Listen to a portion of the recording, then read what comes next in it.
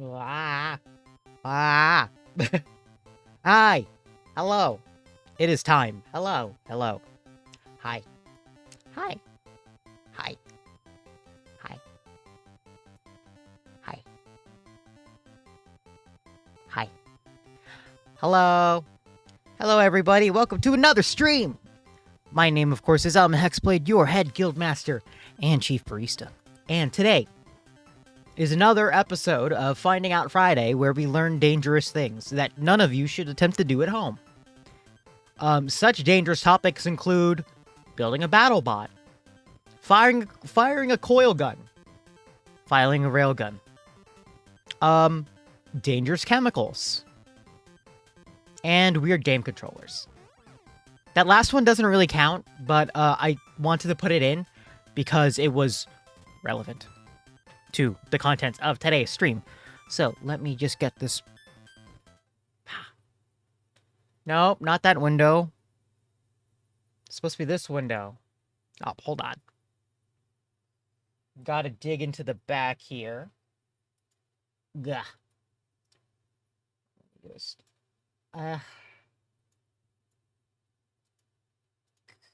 There we go.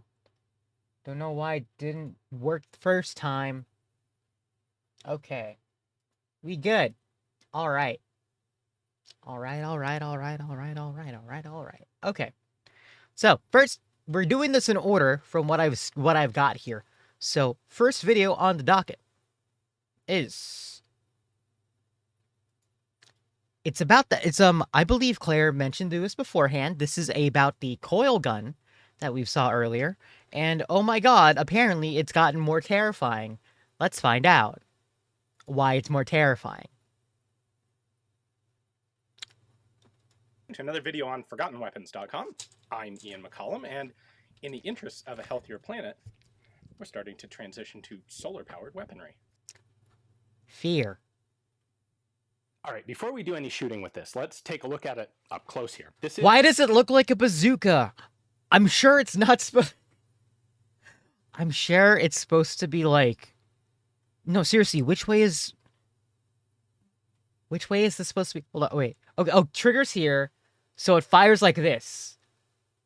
It still looks like a rocket-propelled grenade launcher, and still scares me. Well, let's keep going. This is Arc Flash Labs EMG-02. I'm also gonna just adjust myself here. It is a real-life coil gun, or Gauss rifle. Rifle's not technically an accurate term because it's not actually rifled. It doesn't spin a projectile, at least not yet in its current iteration. But, hey, who's that? Fundamentally, what we have here is a Lunar! device that accelerates a magnetic metallic projectile. Thank you for the resubscription. Coils. Enjoy your adventures past for one more month. In sequence to pull a projectile down a bore. Also, as a side note, while we were talking about this, I think I missed it. Rifles spin the bullet? That's like a thing? It does that? I did not know. That's kind of cool. I'm guessing that's for what?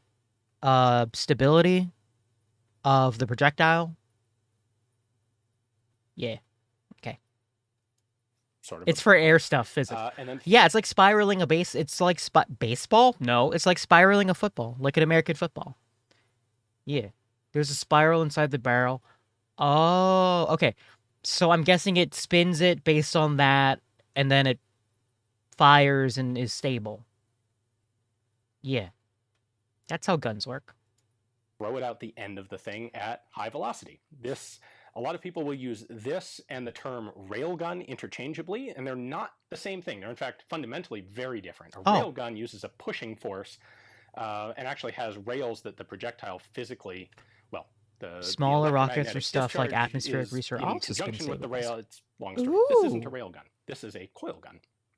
So I did a previous video. I had an opportunity, which was really cool, a little while back, to take a look at Arc Flash Labs' very first coil gun, their GR1 Anvil, and did a video on that was pretty cool. And if you haven't seen it, you should check that one out. What they've done here is take some of the best elements of the GR1 Anvil and their EMG-01, which was their small, almost pellet rifle style. Hate how it's just all 3D and combine them together into a new design that has the best of both worlds. So this has the same muzzle velocity as the GR1, although it's using slightly smaller projectiles. This is chambered for ideally 5/16 inch in diameter metal rods. It can also fire anything down to 1/4 inch in diameter. So the ammunition from the original EMG-01s can be used, and EMG-01 magazines fit in this.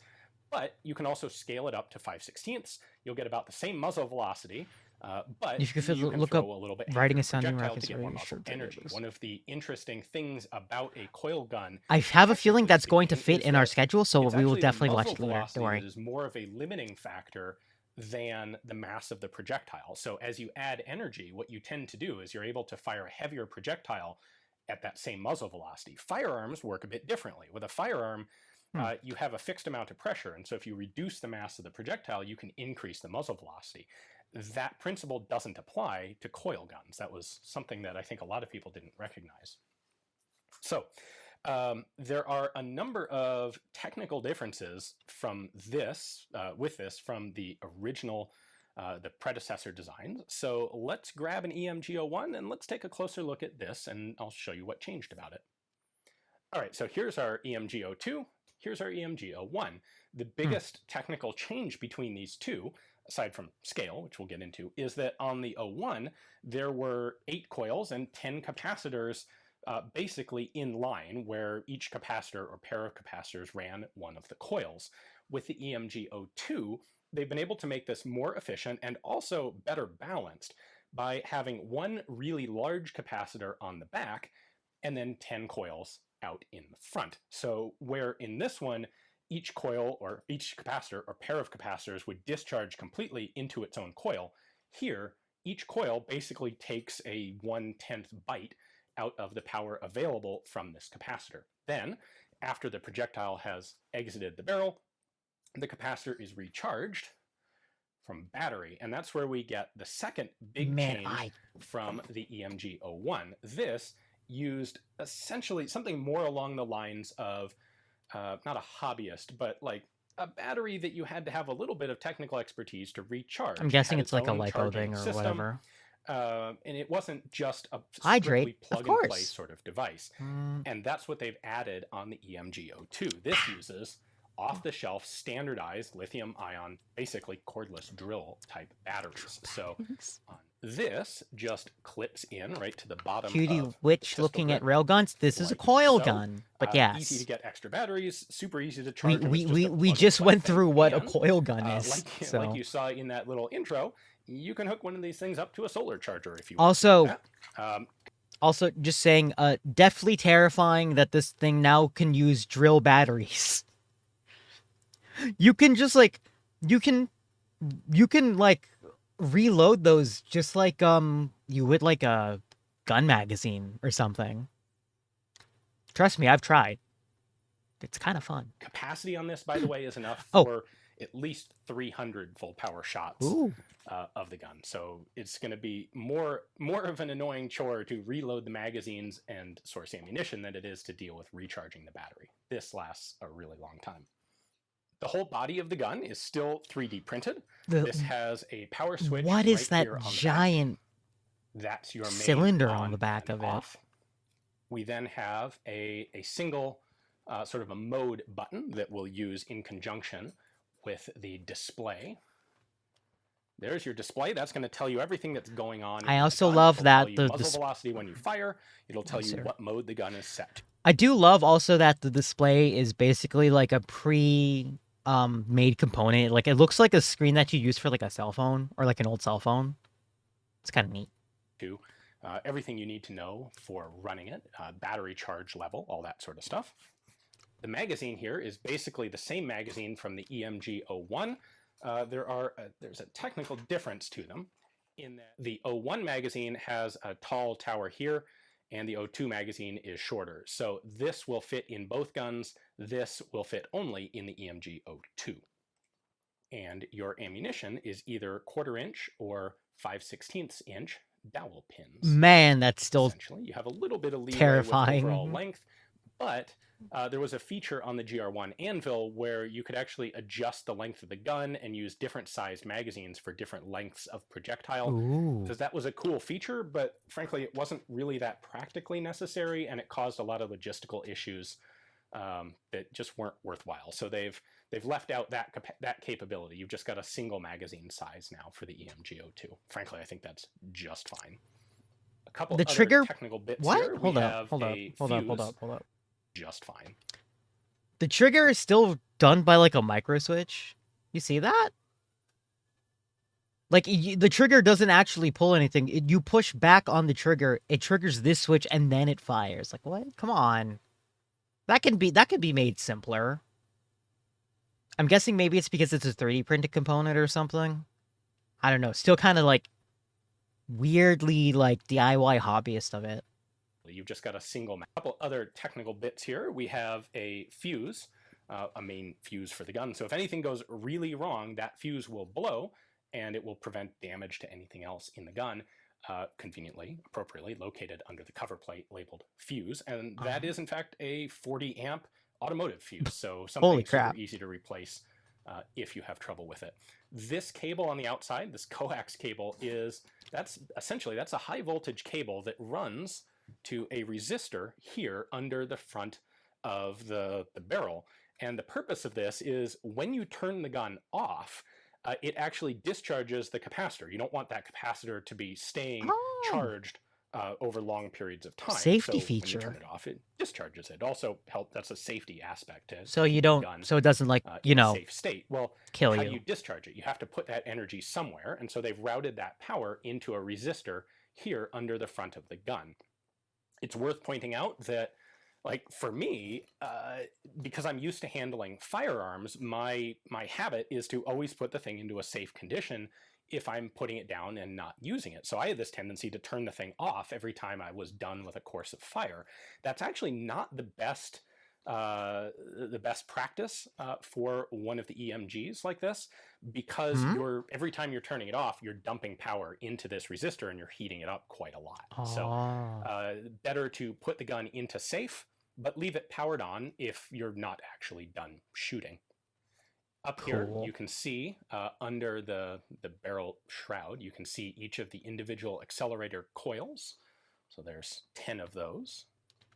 Up here on the muzzle, there is still a laser for aiming, but it's a little bit less powerful of a laser than on the GR1. And frankly, I find it basically useless. I couldn't see it at any sort of practical range. That's the actual muzzle, of course. I however, do you like don't really need the laser. There's not a... I do like that this is actually like pretty close looking to modern, not modern,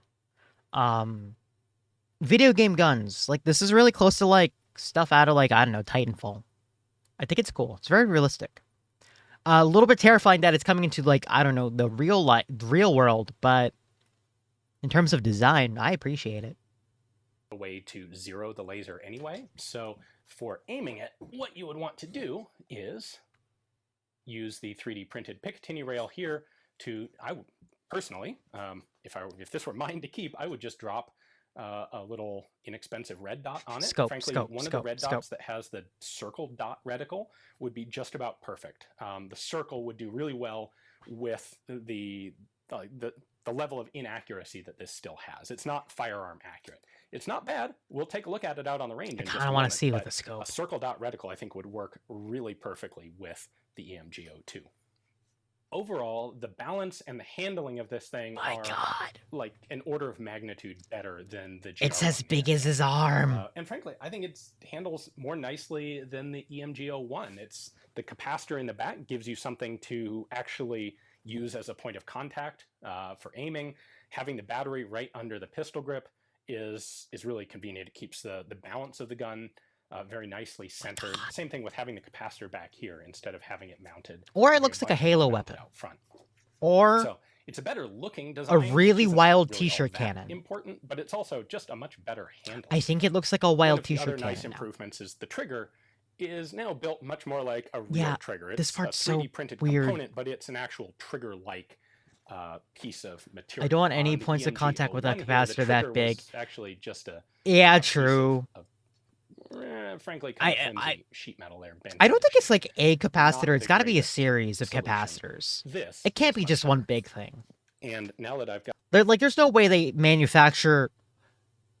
Actually, scratch that. I can assume that they do manufacture those things because that's what power grids would use. Oh God. I mean, it's probably a series of capacitors put into that barrel shape at the back, but oh my God, what if it wasn't? But also, then again, like the componentry for this is kind of small, so if it had to discharge all that pretty fast, I don't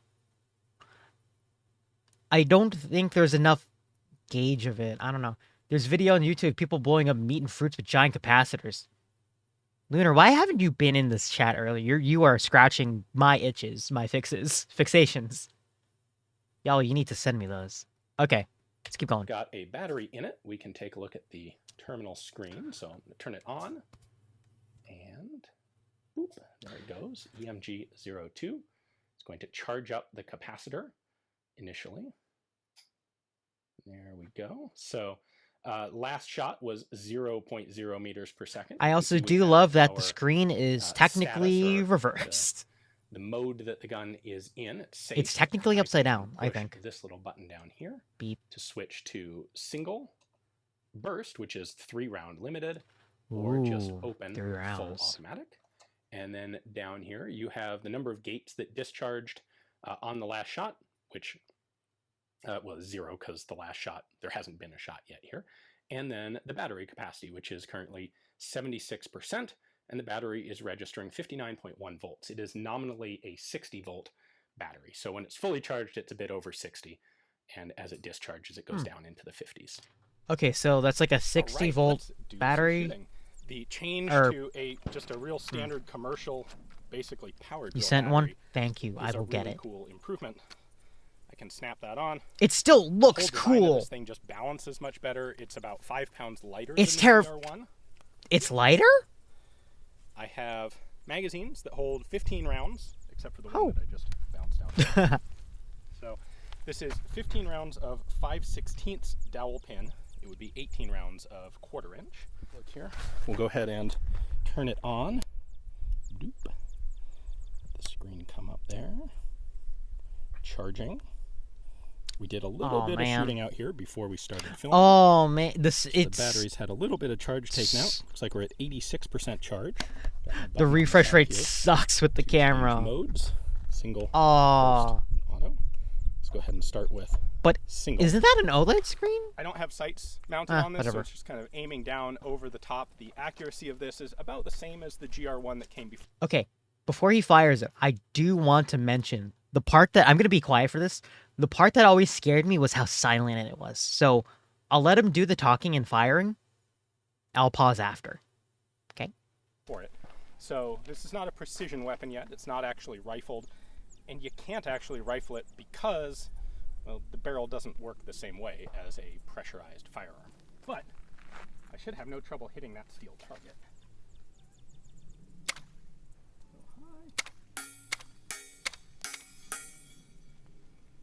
Switch this to 3-round burst. It's so silent. It's so silent. Like I couldn't hear anything over the wind. It's so bad. 71 meters per second there on our semi-auto shooting. So that's pretty good. That's like 200 feet per second. Yeah, that refresh rate is not playing well with that screen. Burst. A little high again. Ooh. And I believe I am now out of ammunition. But I have more magazines. Again, very scary. It's so it just goes ting when it hits the metal target. Shooting a group on one of my paper targets here, and let's just see what sort of accuracy we can get. I'm assuming these projectiles are still going to be tumbling.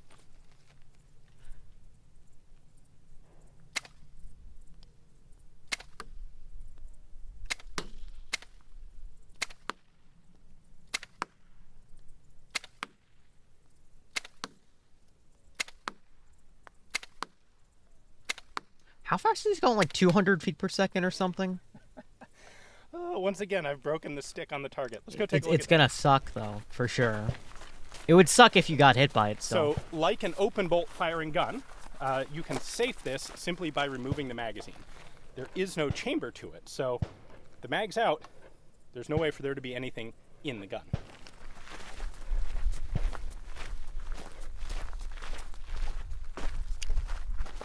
So that was about 15 yards. And I've got, this looks like 7 hits in the target. And I lost count of how many rounds I actually fired at it, but that's not actually terrible. I think that's actually a little bit better than we were doing with the GR1 and the EMG-01. Oh, sorry. All right, so here's a potential dilemma. I've run out of ammunition. However, the EMG-02 will fire either 1/4 inch or 5/16 inch dowel pins. And we actually have some screwdriver bits. Well, that's a 1/4 inch flat to flat, and it's under 5/16 the corner. No. I can't load more than one in the magazine at the time. It's No. This thing will actually fire drill bits. No. Let's give that a try. No. Go to single, since we only have. I don't want to see this work. I hate it. I missed. All right. I hate Another this. drill bit. Aim a little I off hate to this. I want to go home. No way. Nick the top of it. What the hell? What Improvising. the hell? There we go. That was a solid hit. Oh my With the god. drill bit. All right. Let's go to auto. One of the cool things about the EMG-02 is they've improved the recharge rate. So the EMG-01 had a full auto capability, but it was relatively underpowered. I hate This it. has I hate it. substantially more I hate power it in full so auto. It's able to recharge the capacitor more quickly for follow-up shots to give you that cyclic rate, where the GR1 didn't even have an automatic mode because it just took too much time to charge. Imagine getting Alright, like so, just auto, poked by one of those. Magazine, paper cut. Oh no. That's pretty slick. Let's go take a look at that group. Oh my god. So there's essentially zilch for recoil. Like, there is no recoil from this thing. There are no moving parts to come hitting the back of the gun to make it bounce off target. And you can actually watch the projectiles in flight at 200 feet per second and just kind of direct the stream like a hose. That is quite a lot of fun. All right, guys, so a big thanks to ArcFlash for coming out to let me play with How much is this brand thing? new EMG-02. They've got this available for pre-order with deliveries Oh, no, it's expected on in pre-order? December of 2022. Hold up. How much is this their, thing? Their next project. So I think it's a pretty cool iteration on the GR1 and the EMG-01. How much is this version? At the end of the video, what are we going to do? We're going to do a mag dump, and we'll do it on steel this time. This Oh, should actually, hold on. sound pretty Before the video Still ends. on auto. I still have 78% battery life. So, Ooh. I got a lot more battery than I do ammunition today. Here we go. Ah.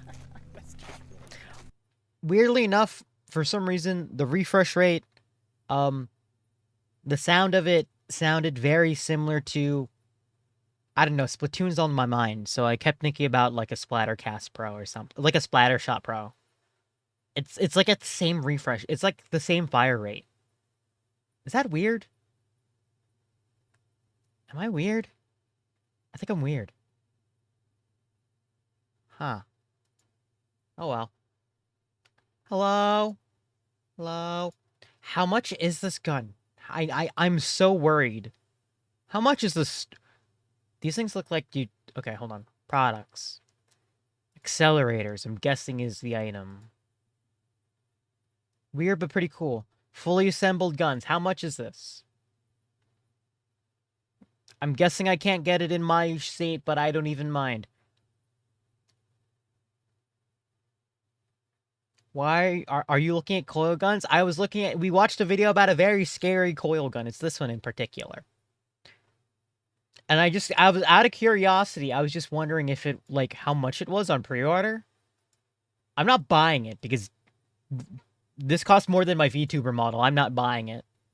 But also, it comes with a drill battery and a single mag. But like, what the hell? You could get a 3090 Ti for that kind of money. Yeah, I could get 2 of them for that money.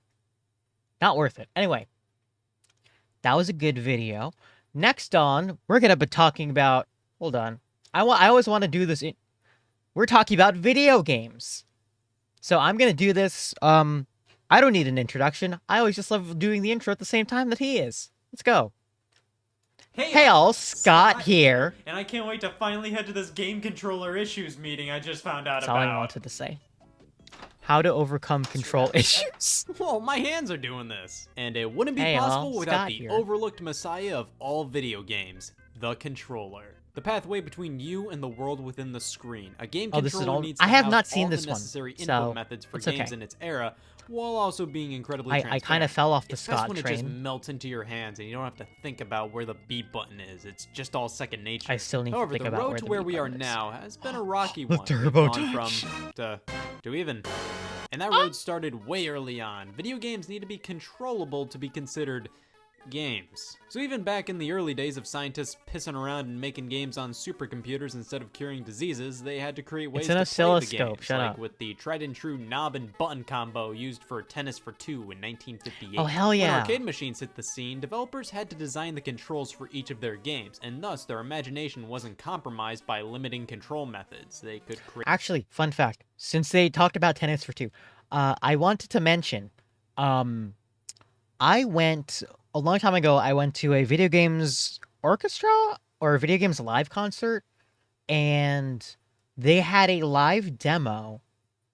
They had a live demo of Tennis for Two with the creator, and like a kid got to play it. It was cool, and it was cool to watch. It was just very interesting. Well, you talked about Entropy 02, right? I don't think you have. We will catch up soon. whatever control method would suit their game best. Joysticks, trackballs, knobs, buttons, steering wheels. Each arcade machine was different from the last in terms of controls. I So personally love how Pong is just 2 knobs and a button on a screen. Is that the Fawns? Hold up, what? Are you a Half-Life 2 enjoyer? I am, in fact, a Half-Life 2 enjoyer. The concept is cool. The concept is cool. when home video game consoles were in development, there was definitely a hurdle to overcome. Developers were used to having free range with Is how to Entropy control their that games mod in the you talked arcade. to How do you talk create a about? I think controller that's that what it can be a was. jack of all trades, one that can work with all, or at the very least, a lot of the games released at the time. Atari said, "F it," and gave us a bun and a stick. Let's The Atari go. 2600 was the first major success in terms of Yes, home it is. video Okay, game I consoles think you've with talked to me about interchangeable it, then. cartridges. The first video game console ever, 1972's Magnavox Odyssey, sure did have a controller all right. The Fairchild Channel F predated the 2600 by a year, releasing in 1976. Oh God, and what had is you holding that? a Snickers bar to control games. But the Atari 2600's joystick it's is really good. definitely what the general public sees as the first video game controller, and definitely one of the most iconic. While its simplicity made many games harder to convert to the system, it's undeniable it played a key role in its success. No matter who you are, you look at this thing and say, yeah, that makes sense. How could you possibly screw this up? It's a giant red button and a Which rod. way's Anybody up? who's anybody knows what that's about. When you look back at video game successes in the early days, it's apparent that success came with controls that were easy enough for the general consumer to understand.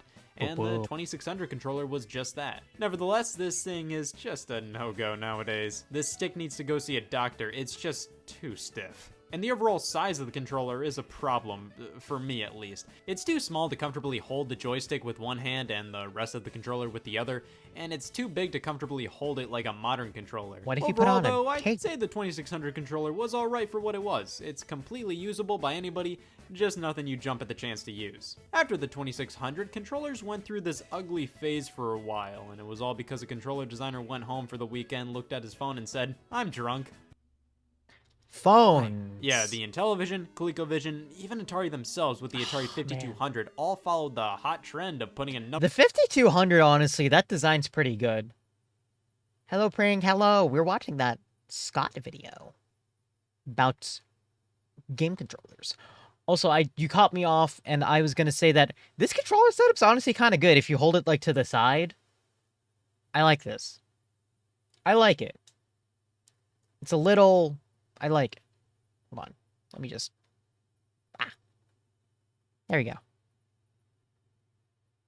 number pad on the controller. Let me ask you I'm this, kind of in leaning what over to the dimension right. do games this simple need more than 9 buttons? Many games came with overlays to put on the controller so you know what each button does, but that just kind of forces you to constantly look at the controller to know what to press with or without the overlays. In my opinion, that's when a controller fails, when you have to look away from the game to figure out what the hell you're supposed to press. Well, after all that flopped, we then make our way to the Nintendo Entertainment System, a true innovation for controllers, breaking away from the joystick to form something that was more compact and easier to hold. We get a gun! The Vectrex in 1982 had a similar form factor for its controller, but the NES introduced something huge. Now I know, first thing many people probably said when they saw this cross on the controller was, "Pump the brakes, Speed Racer, nobody puts religion in my dig dug." But this cross design called the D-pad made the controller way more comfortable to use with just your thumb. Nintendo used the D-pad beforehand on one of their Game & Watch handhelds, and precursors to it appeared elsewhere, but the NES shot the D-pad into the mainstream, and with that, the joystick was old news. Many consider this guy to have aged poorly, and while I do somewhat agree,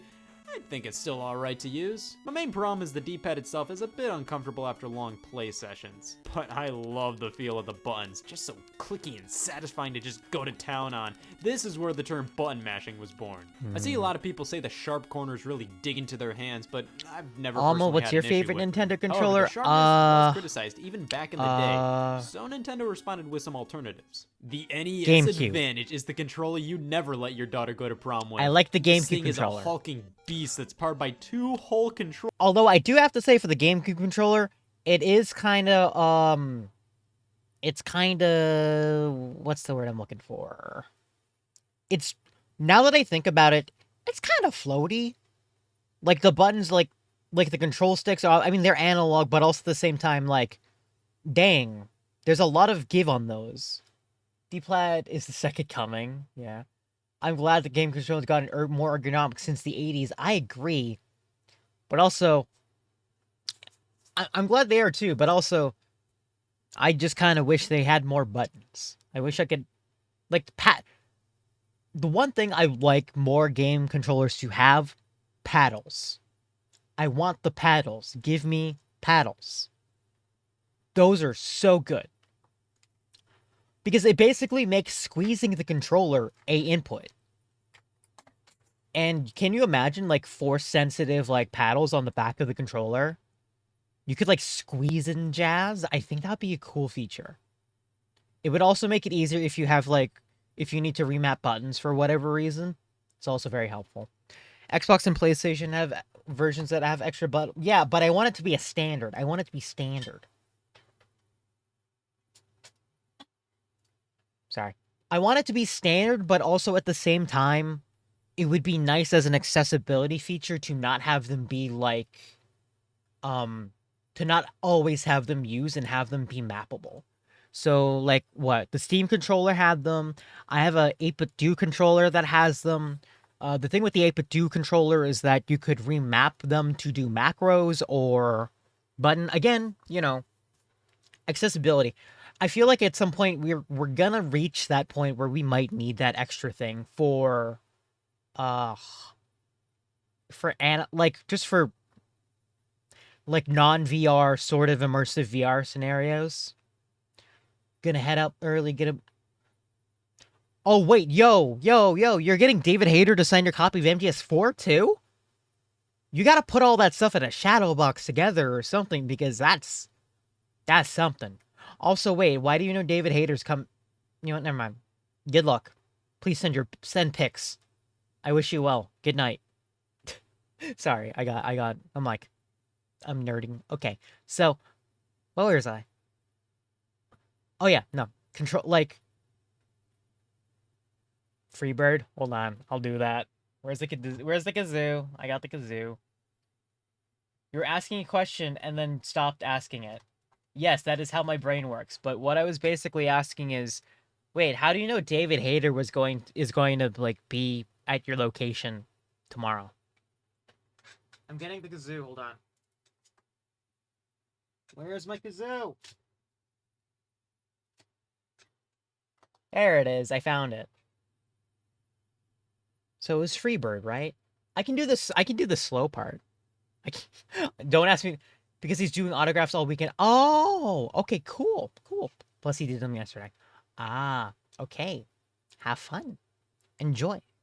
Okay, hold on. Now there's that redeem. Hold on, I want to do this.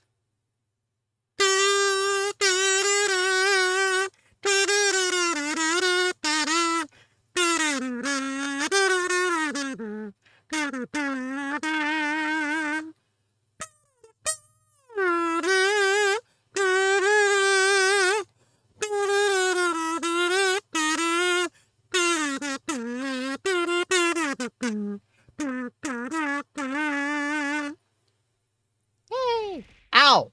Hey. Hey. I thought that was a good interpretation of Freebird. Excuse you. I'm sorry you can't handle my genius. Okay, I'm gonna stop before I see more. I don't know the. Now you're making me tempted. I want to do the entire. I love doing the solos because I could do the solo for Through the Fire and Flames on a kazoo. Now I want to do the solo through Freebird. That's an idea for later. Controller ports. You can flip a switch to alternate between player 1 and 2 for games like Super Mario Bros. Where you alternate turns. There's turbo buttons with knobs which allow you to have rapid fire on A and B, and don't forget the state-of-the-art slow motion feature, which was just simply the game constantly pausing and unpausing itself. That meant for games that featured anything on the screen when paused, they just looked off. Regardless, the NES Advantage is a beaut of a controller. I think this thing is really slick. It just feels so sturdy, and there's something so satisfying about pressing these huge buttons. You mean arcade But buttons? what if you're not into overcompensating? Well, the NES Max may be for you, featuring a new grippable design, the turbo buttons of the Advantage, alongside something called the Cycloid, a bit of a precursor to the 3DS Circle Pad. It's much easier to grip thanks to the new thighs, but the Cycloid really isn't a replacement for the D-pad in my opinion. Honestly, Scott, I just wanted to say, thighs are very good for gripping. Yes, he shares my opinion. Also, wait, is the Cycloid, is it a sliding thing? Because I thought it was like a joystick, like how we have them usually. Is it just it's just a slidey thing? Kind of seems weird. Anyway. Now, with the introduction of the NES Top Loader, Nintendo redesigned the standard NES controller, nicknamed the Dogbone. This thing was so close to being the perfect NES controller. The rounded edges, the nicer feeling D-pad, but they just had to angle the A and B buttons so only a lobster could hold it correctly. It just doesn't feel right. Nobody's hand normally rests like this on a controller. It's just uncomfortable. Well, since the original... Actually, I have a question for people. I just want my homie to have her water, but yeah, is it because was it the thighs comment? It's because I'm thirsty? Huh? I assume it's a circles pad with no spring. Honestly, that kind of sounds terrifying. Also, actually, I do have a question for the people who did play, maybe let's say Game Boy or games with an A and B button. Did y'all put your thumb in between the two buttons and rock your thumb back and forth to do the options? That's kind of how I use the controller. I never put my finger specifically on B and A. I just kind of rocked them back and forth to do what I needed. Is that just me? I keep B held in platformers. Yes. Finally, someone who shares my technique. Then rock for jumps. Yeah. That's kind of what I did too. Because I don't know anyone who actually moved their thumb over to A or B for jumping purposes. I'm guessing it's also because of running jumps too, right? I put my thumb on B and use my thumb joint to press A. Yo, same. Yeah. Okay, good. I'm glad we're all on the same page, and I'm not entirely a weirdo. I know I'm sort of a weirdo, but, I'm glad I'm not, entirely weirdo. In slower games, probably use it as intended. Yeah. I'm guessing the middle thumb thing is probably for, platformers most of the time, I guess. That's probably we'd all do it like that, right? You're weird and cute. Wait, excuse you. I'm a weirdo in a weird way. How dare you call me cute? I'm watching you. NES controller worked, many simply tried to copy it. The Sega Master System and TurboGrafx 16 controllers. The Master System had a bonus. At least it had our secondary directional pad. So like what's the word? Octagonal? Orthogonal? Orthogonal. That's the word. While different in some ways, were basically just their version of the NES controller. Atari decided to barge into the party with their 7800 controller, and I'm pretty sure everybody stared at them until they released this instead. Only in Europe, though. In the US we were treated to this, and over there they got this. What the hell is this? Why did they put slots for your fingers? I'm guessing the top is like a screw and joystick, but like, what? This looks like This looks like a device my grandparents would ask me to use to change the channel on the television. Looks like a cable box in like a bad way. But whatever. Lucky them.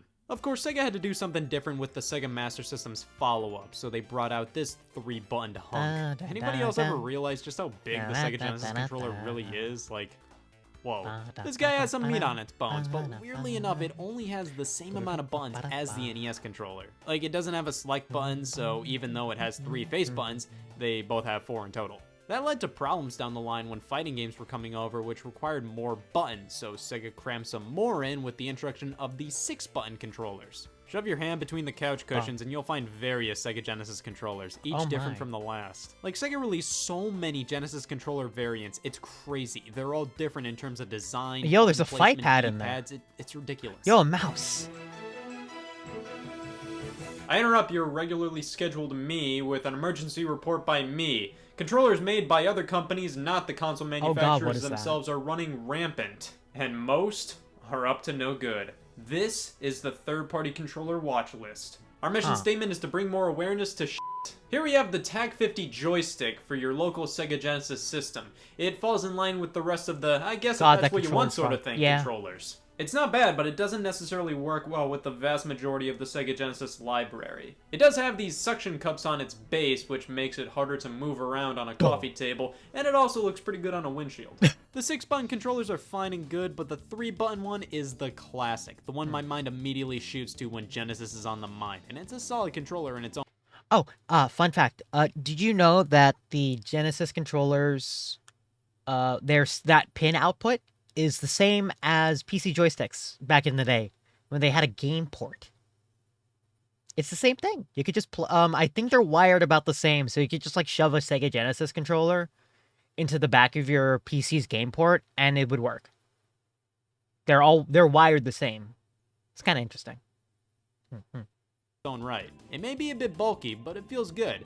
However, it was completely outdone by the makers of Chibi Robo Ziplash. The SNES controller is magnificent. It may not be my favorite of all time, but it does so much SNES controller. So right. The buttons are lined up in this beautiful way where it's so comfortable to use your thumb to press the Y button with the rest of it resting on B, ready to use at a moment's notice. Excellent for games like Super Mario World or Mega Man X. Shoulder buttons came swinging in, L and R, with all buttons in the D-pad feeling exquisite. Couple that with the rounded shape, and this is something that dreams are made of. Weirdly enough, with the release of the Super Nintendo Classic Edition in 2017, Nintendo re-released a new version of the controller with a less glossy, rougher type of plastic for the controller shell. And I gotta say, I actually prefer the new release. Did not know that part. This feels a bit better in my opinion. Atari, just go home. The Atari it's the Jaguar. Brought back the classic number pad. I'm sure they looked at Sega combating Nintendo by adding more buttons to their controller and shrieked, "Yep, that's the next big craze. More than 12 buttons. The kids will love us." Next up, the original PlayStation came to be due to a failed partnership between Sony and Nintendo, which would focus on a CD add-on for the SNES. PlayStation. After that bust, Sony created their own console based on their knowledge from working with Nintendo, which is pretty obvious looking at. Hey, why does this controller suck? Like asking for a friend. Why does the PS1 controller suck so bad? I hate it. I actually don't like it. It's one of my least liked controllers. Why does it suck? Why does the one with the analog sticks rock its socks off so much better? This is not like that is not supposed to replace a D-pad. This is terrible. If a controller doesn't have 420 buttons, I don't want it. I like buttons on my controllers. I sometimes forget how similar the PlayStation and SNES My controllers are. mouse has like 18 buttons on them. The only main differences are the D-pad, 2 sets of shoulder buttons, and thighs. That's it. Thighs. However, the PlayStation controller finally became a man with... Is that the official name of them? Are we just calling them thighs now? Because I don't know. I don't know what you're looking at, but I got some... I'm just saying. Pretty good thighs. Just saying. Just saying.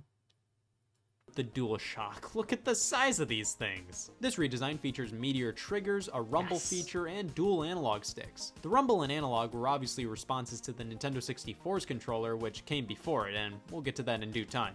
But the DualShock made dual sticks a standard. It also introduced clicking down on the sticks as an additional button input, which... Also, hold up. I have to ask this question because younger Alma will not forgive herself for forgetting this. What in the hell does that analog button do? This button. What does this button do? The Xbox Duke controller is caked up. Confirmed. Yes.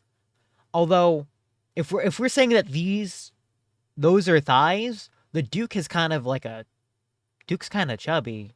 He's got a big tummy there. Yeah, no, seriously, what the hell does this button do? Someone please tell me. I have no idea what it does, and I still don't. I had a PlayStation when I was like 14. Now I'm 27. I have no idea what the hell this does. What does it do? What does it do? What does it do? I don't know.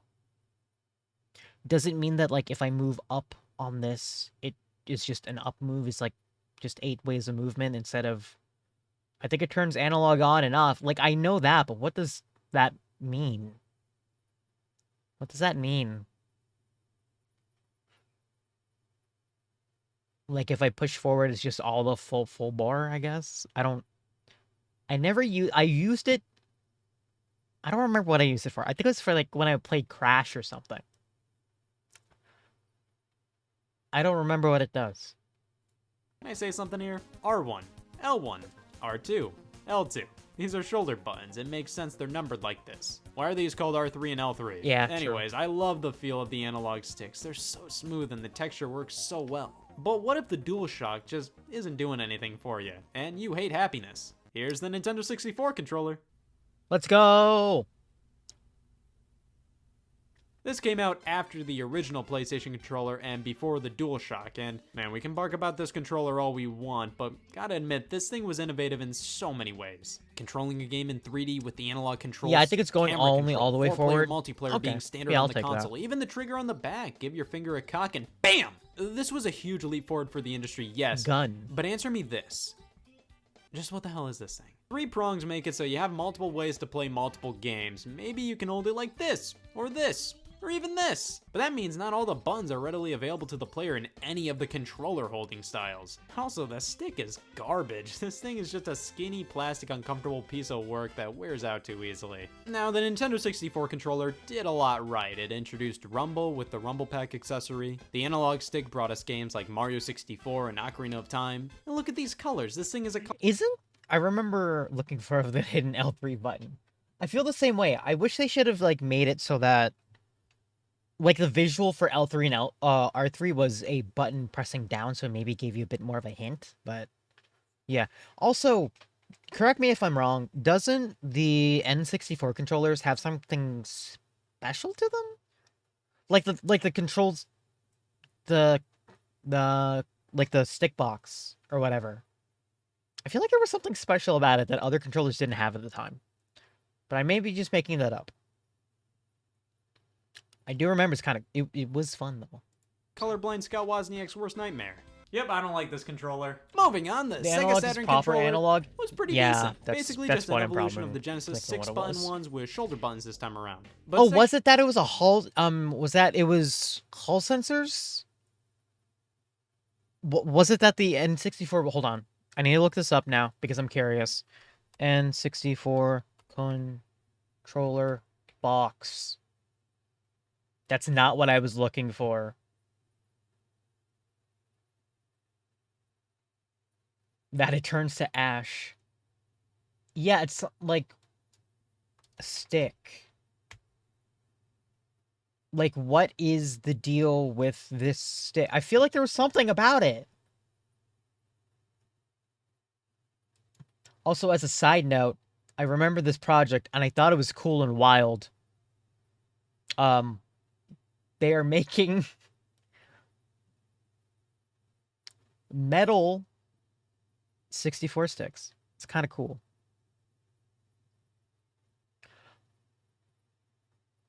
Case circuitry. Oh, it's optical. That's what it is. That's what it is. This is a optical sensor. That's why.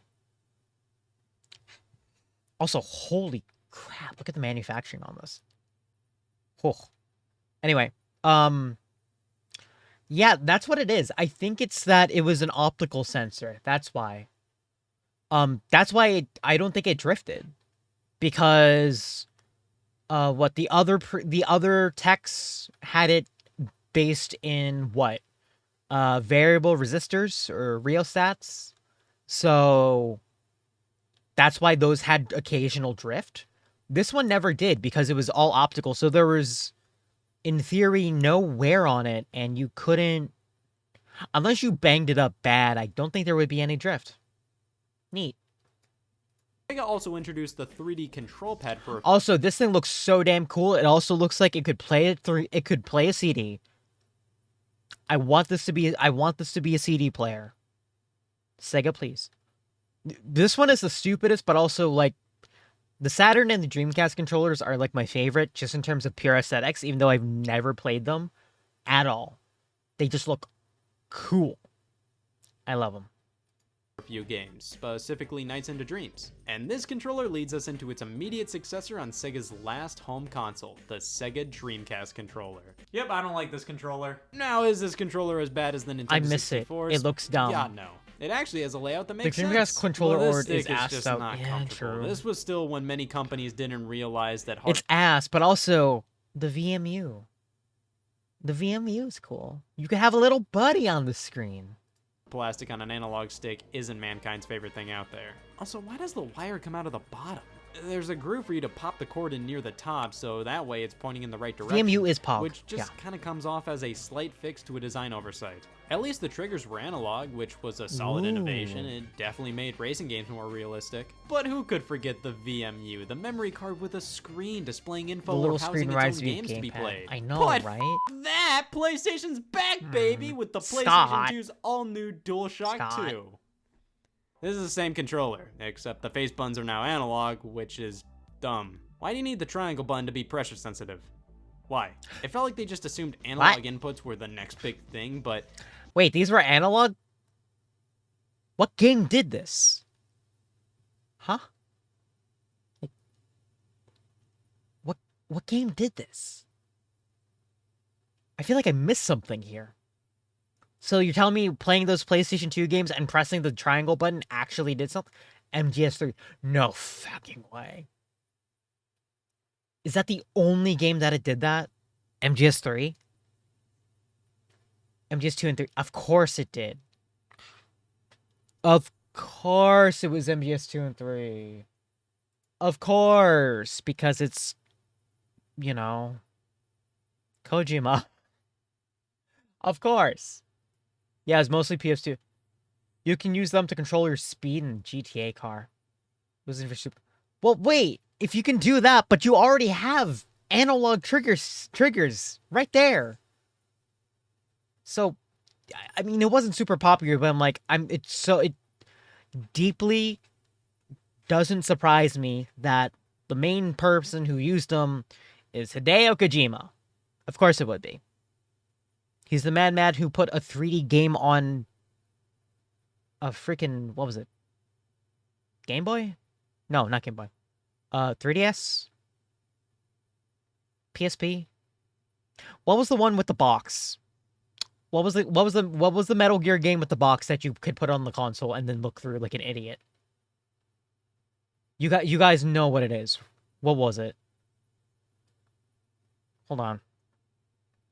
You all know what this is. I need to check this. because I remember seeing it and it looked dumb as hell. With 3D. It wasn't that, it was an earlier game. It had like a weird ass cardboard thing.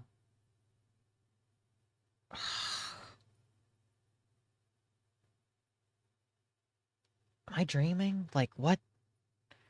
It was a Metal Gear Solid game with a weird, like, cardboard attachment that you put on the console and look through it.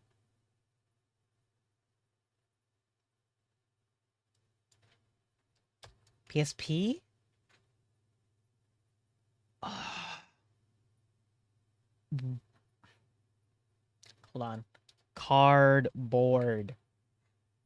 I feel like I'm not going to get anywhere by searching that.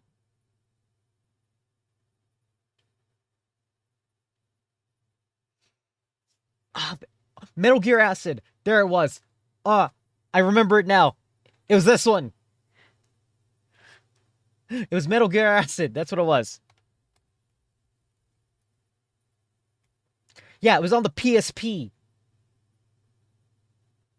It had a cardboard box on it with it.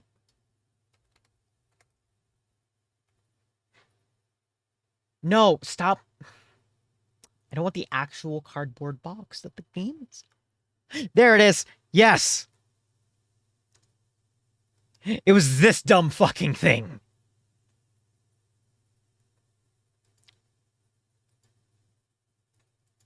Look at this.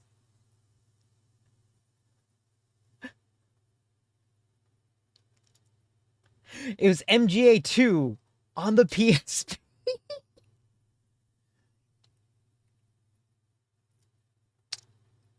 Oh, there it is. Yeah, this is why. This is what I remember.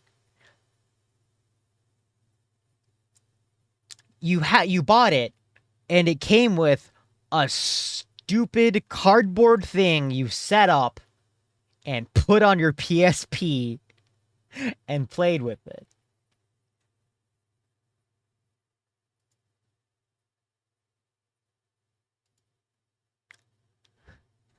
It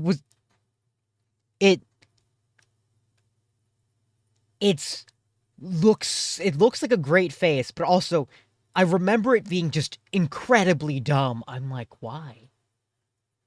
Do you expect me to play the game while my eyes are just glued to this cardboard? What is this? And this came out when? When did this came out?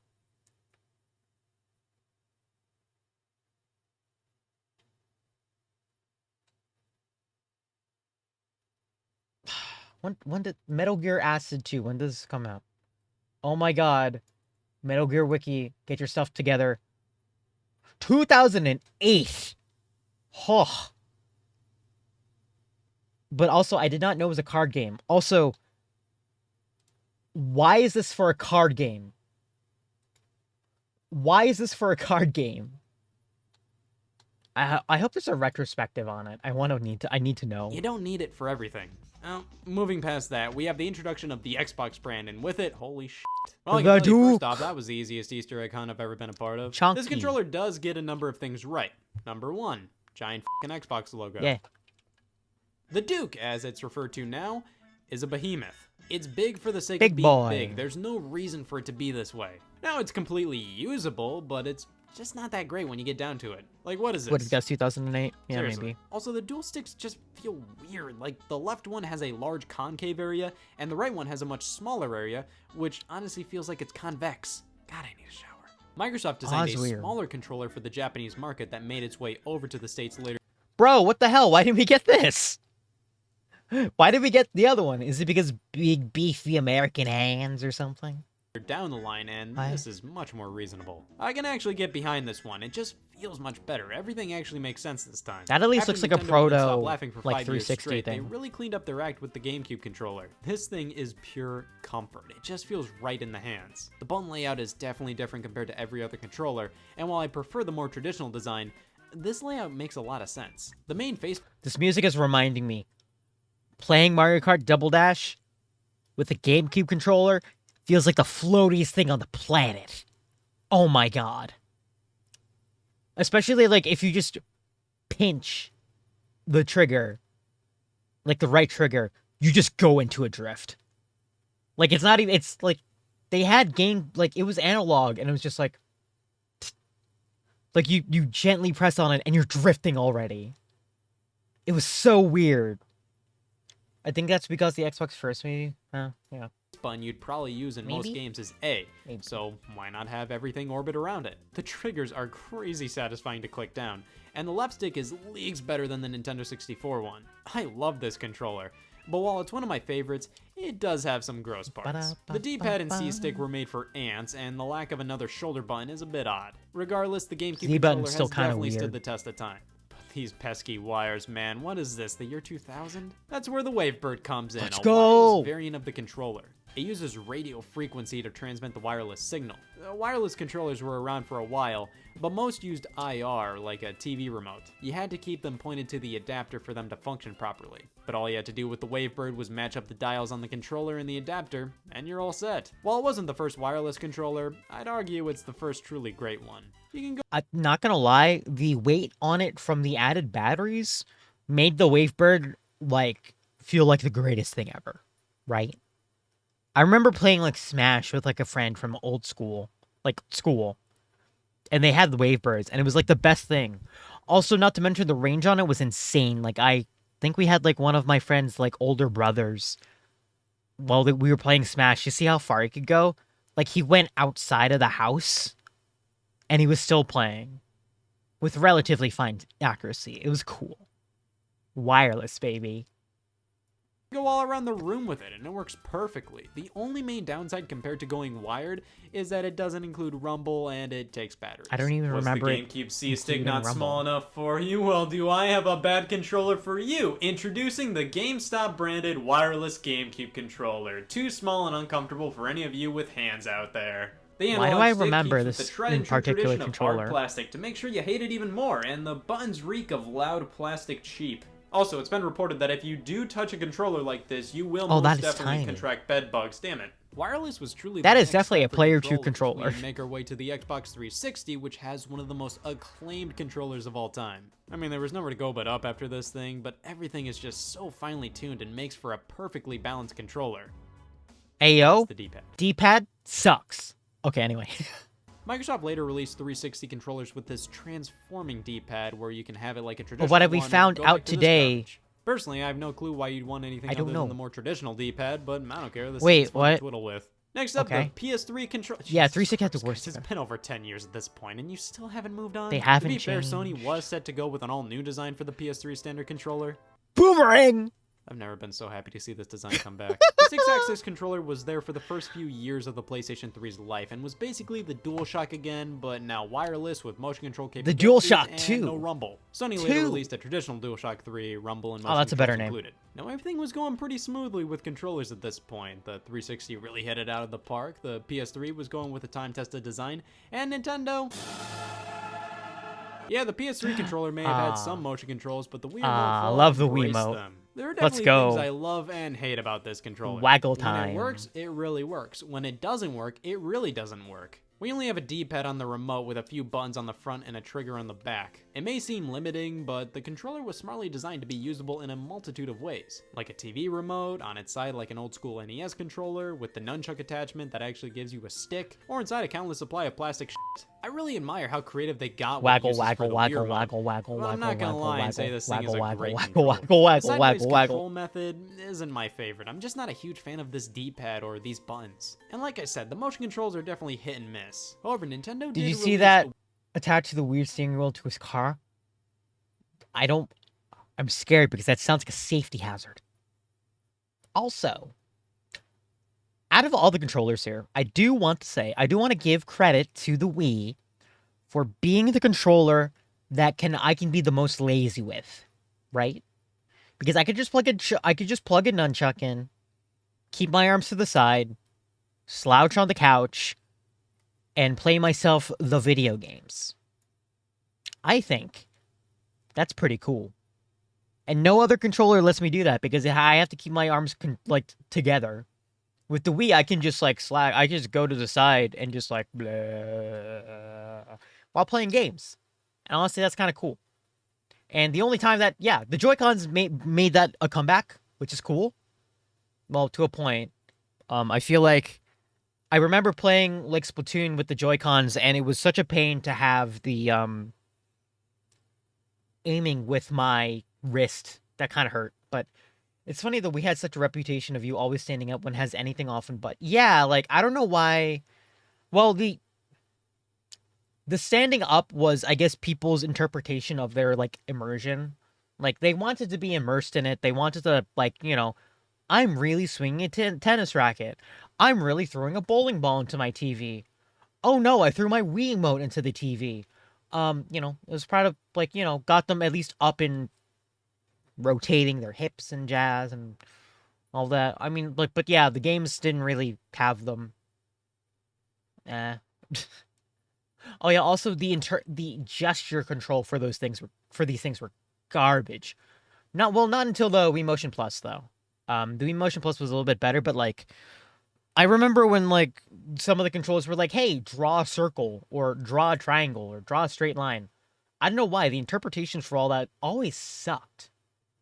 That's just my opinion though, because I didn't play a lot of games that even involved like Wii Motion controls because, I mean, look at me. Do you really expect me to do that? But yeah. The Wii Motion Plus add-on and the Wii Remote Plus to enhance the motion capabilities. In popular opinion, Joy-Cons in grip. I'd say the better Wii Remote is pretty controller. alright. Motion is pretty accurate now, and when used properly, it can be a really fun controller. But if you're Wait, Joy-Cons in grip? Wait, the grip? Do you mean the weird little puppy face controller thing? Like the weird square controller? Because I almost want to agree with you. Almost. The Pro Controller's okay. It ain't great. Now you're making me tempted to play with the Joy-Cons in like my grip controller now. more into the traditional side of things, I'm thinking about I suggest the Wii Classic controllers. They plug into the bottom just like the nunchuck, and man, I forgot how decent these things really were. The original is quite derivative of a Super Nintendo controller, but includes some modern additions like two sticks that are way too close together, and buttons I like to refer to as, you call these triggers? There's also this mystery button on the top, which, correct me if I'm wrong, but I don't think this was ever used, and still don't know what use it was ever going to have. The original Classic put a controller drink was holder great in it. for retro games, but a bit lackluster for more modern ones. So let's flip that around. Here's the Classic Controller Pro. It's much more akin to the PlayStation 2 controller and is great for some The of Pro the more controller are hardcore kinda Wii mushy. games out I can there. agree. Nintendo then Yeah. put the Wii Remote in Photoshop, gave it a little of this, Why? a little of that, popped a screen in the middle, and blam, Wii U gamepad. Let's go. It's a bad rap. It's huge, unnecessary. Okay. All right, another take about this controller. It was good. It was ergonomic. It was good. It kind of felt nice to have the, this, like, I didn't have to have my arms so close together. I could have them spaced out. It was good. The Wii U was good, guys. It just didn't have any good games. Other than Smash.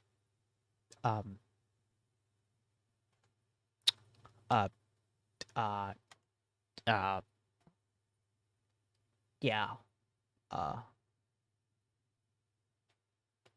Yeah. Bayonetta 2? Yeah, fair. The only games it had were what? Bayonetta 2.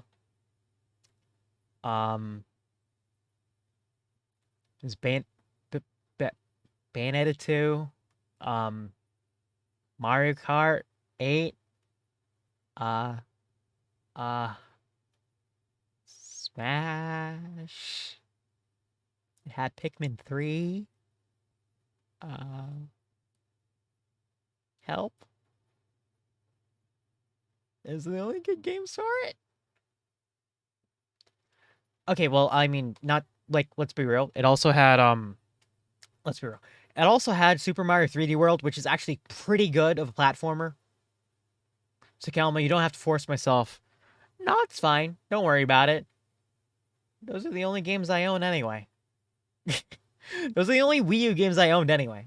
So, yeah. Maybe one day we will hook up the grand old Wii U and maybe play something. Devil's... ah. Ha. Good one. Ha. Ha ha ha. Zombie. Ha ha. Ha. Ha. Ha ha ha ha. Ha. Ah, man, I almost regret buying a Wii U. I got it for like Double Dash. It was good though. I didn't get it for Double. Listen, I got I'm it with you for on a lot of the that. whatever. However, I found this controller was to good, be okay? wildly comfortable Sonic to use. Lost World. The grips are nice, and all the buttons and sticks are large and feel great. The and- problem is, this guy. The screen isn't the worst, but certainly not the best. And its use Oh, yeah, in I had some Wii games Party was U, just which was good. annoying, and it led to one of the worst battery lives out there. Sonic the gamepad Boom. doesn't hold a charge well at all, Hate- so if you charge it up and Yeah, don't frame's use it for okay. a week, chances are when you pick it back up, it's gonna be dead-zo. Also, you have to charge it. It did have a charging dock to dissuade his claims. It had a charging dock at least, so you could just like plop it in there. That was cool. Also, underrated thing about the Wii U gamepad. Yo, it can control your TV. It can control your TV. That was the best part about it. You could have it change the channel, turn it off, turn it on, switch sources, all from the gamepad. That was the best thing about it. Wii U controller was best for using as portable monitor so it could play Smash with the boys in the McDonald's. Hell yeah. Wii Fit. Yeah, true. Yeah, you're right. Splatoon. Speaking of, I mean, tomorrow's stream is Flatfest. I mean, come on.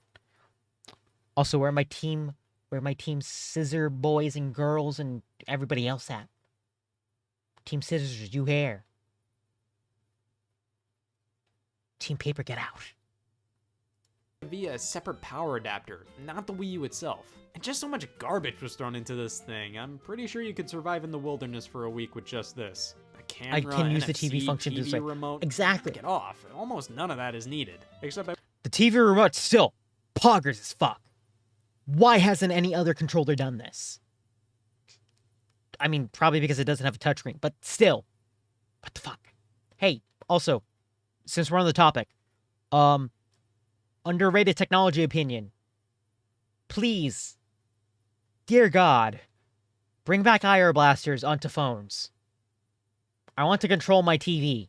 I will say the TV remote was pretty useful. Like with the Wii remote, if you're not into all of this, Nintendo offered a Pro Controller, and get ready Wii U Pro Controller Defense This Force. is how they go start the I great don't stuff like from the this controller. DSi. It all has to do with the fact that the buttons are on the bottom. They discarded the It's just so GBA annoying port and from the stupid. DSi. This format worked on the gamepad because it was so big. The buttons were placed in a perfectly usable Pro location, Controller was but weird. here, it just doesn't work for me. Also, the triggers feel weird, man. I think it's because they aren't analog, yet they're designed just like the 360s. Which are. The Wii U gamepads were these fat patios for you to click, and they felt good. These, not so much. At least this controller lasts up to 80 hours on a single charge, which is something the gamepad definitely can't say. However, both got on my bad side for having this gross Pushmo. glossy finish. Like, You're this looks really- good in Pring, you're pictures really after 2 pushing seconds after for you open good the package. games. Anytime afterwards, welcome to Fingerprint Avenue. Now I don't own this thing anymore due to unforeseen Oh. circumstances. If I could sue a game controller, I would first go after whatever the hell this third-party Wii U controller is, and then sue the Wii remote for deception. But I do remember everything about it and how it was the definition of everything a falsely It looks advertised terrifying. product was. This controller was trying to scam people into thinking it was a Wii U Pro controller. However, it turns out it was fundamentally just a Wii remote and Wii Classic controller all in one. Now, the idea of having a standard controller with the capabilities of a Wii remote and Classic controller all The in aesthetics look one was good. great. The problem was this controller was terrible at everything it did. Hold the flying fuck. Hold up. Are these select and start buttons off center? Like we split it down the middle. What? Why? Does that mean this entire thing is off center? There's a larger battery pack that's sold separately for gamepad. Oh, really? Isn't also like the gamepad like I feel like the battery for it was like a Nintendo standard or something. Like I know the like I remember like the 3DS or something like had the same battery, something like that. Oh no, it's the DS and the Switch Pro controller has the same removable battery, I think. probably did it to make room, properly space the ABXY buttons. It's still off-center, and it still is terrifying from a design standpoint. I mean, they could have just gotten rid of the select and start buttons and put them, like, over here. But, like, what the hell is this? Anyway. The build quality was cheapo, the buttons felt like mashed potatoes. The only reason why anybody gave this controller any attention was the fact that there was a Super Nintendo and Super Famicom color scheme available. Valid. The Ps4 controller actually switched some things up compared to the PlayStation controllers of the past. They went for a new, more ergonomic design, and I think it worked out pretty well. There's this touch bar now, which I personally haven't found all too useful. A light bar, which just feels like an excuse for this controller to have shitty battery life, and... Whoa, where did the start and select buttons go? Yeah, the PS4 was the start of something dreadful. The death of start and select. Instead, we got this share button, which is useful enough, I guess, sharing photos and videos of gameplay. But what the hell is this options garbage? I do hate this. Whatever. I do have to say that while the DualShock 4 is comfortable and a decent controller overall, there are a few problems with the build quality. I don't know, it's just the one controller I consistently have problems with, Touchpad and is I'm great not for along Steam. with that. Oh. The Xbox One controller feels a bit like more of the same from the 360 controller, but with random tweaks and changes I that personally feel use both the better Xbox One controller for and games. worse. Like, it feels more pretty good. premium in some cases, but cheaper in others. It's a bit more compact and trying to look more modern than the 360s. I think the D-pad is better and the sticks have a more grippy surface to them. But I don't know, there's something a bit off about this design. Not bad by any means, but I think I still prefer the 360s. Also, am I the only one that thinks the replacements for Start and Select make no sense? What the hell is 2 boxes and 3 lines? That finally brings us to the Nintendo Switch's supply of controllers, the Joy-Con. Let's go. Controllers that come packed in with the console. The good boys. Switch is an interesting situation. It had to have controllers that have to be on the console itself to enable handheld play, but be detachable to make use of a variety of different play styles. God, these things are too small. Listen, I adore so much about the Joy-Con, but they're basically taking everything in modern controllers and cramming them into something you'd find in a dollhouse. I mean, these things have a lot going on in them. A full suite of buttons and sticks, new HD rumble, motion controls, NFC. They're perfectly usable, just not that great. I love the idea of how they were designed to be used as 2 separate controllers, but is this a way to live? The shoulder buttons for the individual Joy-Con are miserable, so much so that Nintendo supplies straps to slide on for better ones. Using them together is alright, however they're still more akin to the Nintendo 3DS controls compared to most home console controllers. For me personally, I go for the Switch Pro controller. This thing is truly no nonsense, it gets right to the point. It uses a button and stick layout that makes me swoon. The texture of it all feels great, nice big meaty buttons, a solid battery life, all the buttons are technology from the kinda Joy-Con. big on it though, Is what but you call whatever. a controller. I always keep the Joy-Con attached to the Switch for when I want to play portably, and keep the Pro Controller on standby for home console use. And that is a basic history and review of most of the major video game controllers. We've gone through a lot, and while not all of it has been great, it's all led to where we are now. The inception of motion controls, the pause button, the introduction of analog control with the 1292 Advanced Programmable Video System. Jesus. Experience with number pads, trackballs, screens, these successes and failures helped us form some of the greatest game controllers out there. Don't immediately bat away new features and gimmicks introduced in controllers because they may Using be a sideways steps in the Joy-Con is right better than a direction for the sideways industry. remote. They may not True. be talked about as much It's as because the they games learned or and didn't put a consoles trigger themselves, button right in the middle of it. but they are some of the most important aspects of the video game industry. Well, let me know what your favorite or least favorite game Thanks, controllers Scott. are, and if you'd excuse me, I have another, for real this time, meeting about video game related issues, this time on video game box art. You gotta be f***ing kidding The me. art of boxing. Love Scott. My favorite part about Scott was when he went to guy at a Wii U and got wrapped up with a Black Lives Matter rally. That was probably the funniest thing. Thank God we avoided the boomerang. Honestly, yeah. I'm glad we avoided the boomerang.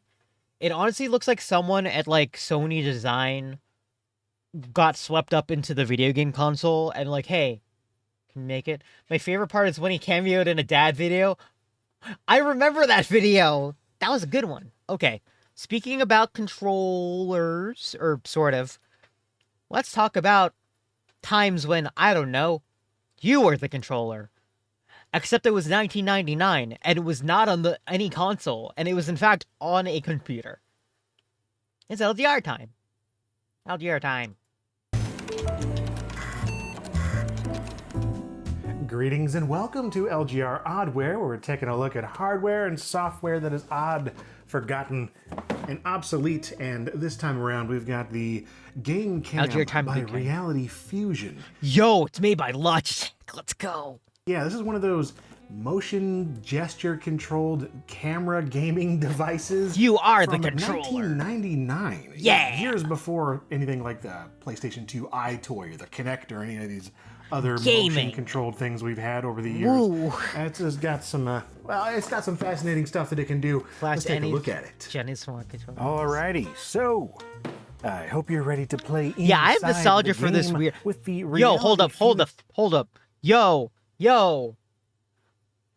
It's from Comp USA. Oh my god.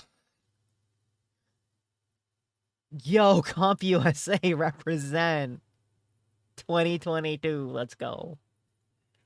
Fusion Game Cam, produced in partnership with Logitech. I remember Comp USA. Basketball, karate, be there. Be there. Ah yes, 6 action-packed games available for your Windows PC in the fall of 1999 and selling for a suggested price of $129.99, as seen in this newspaper ad for Amazon.com.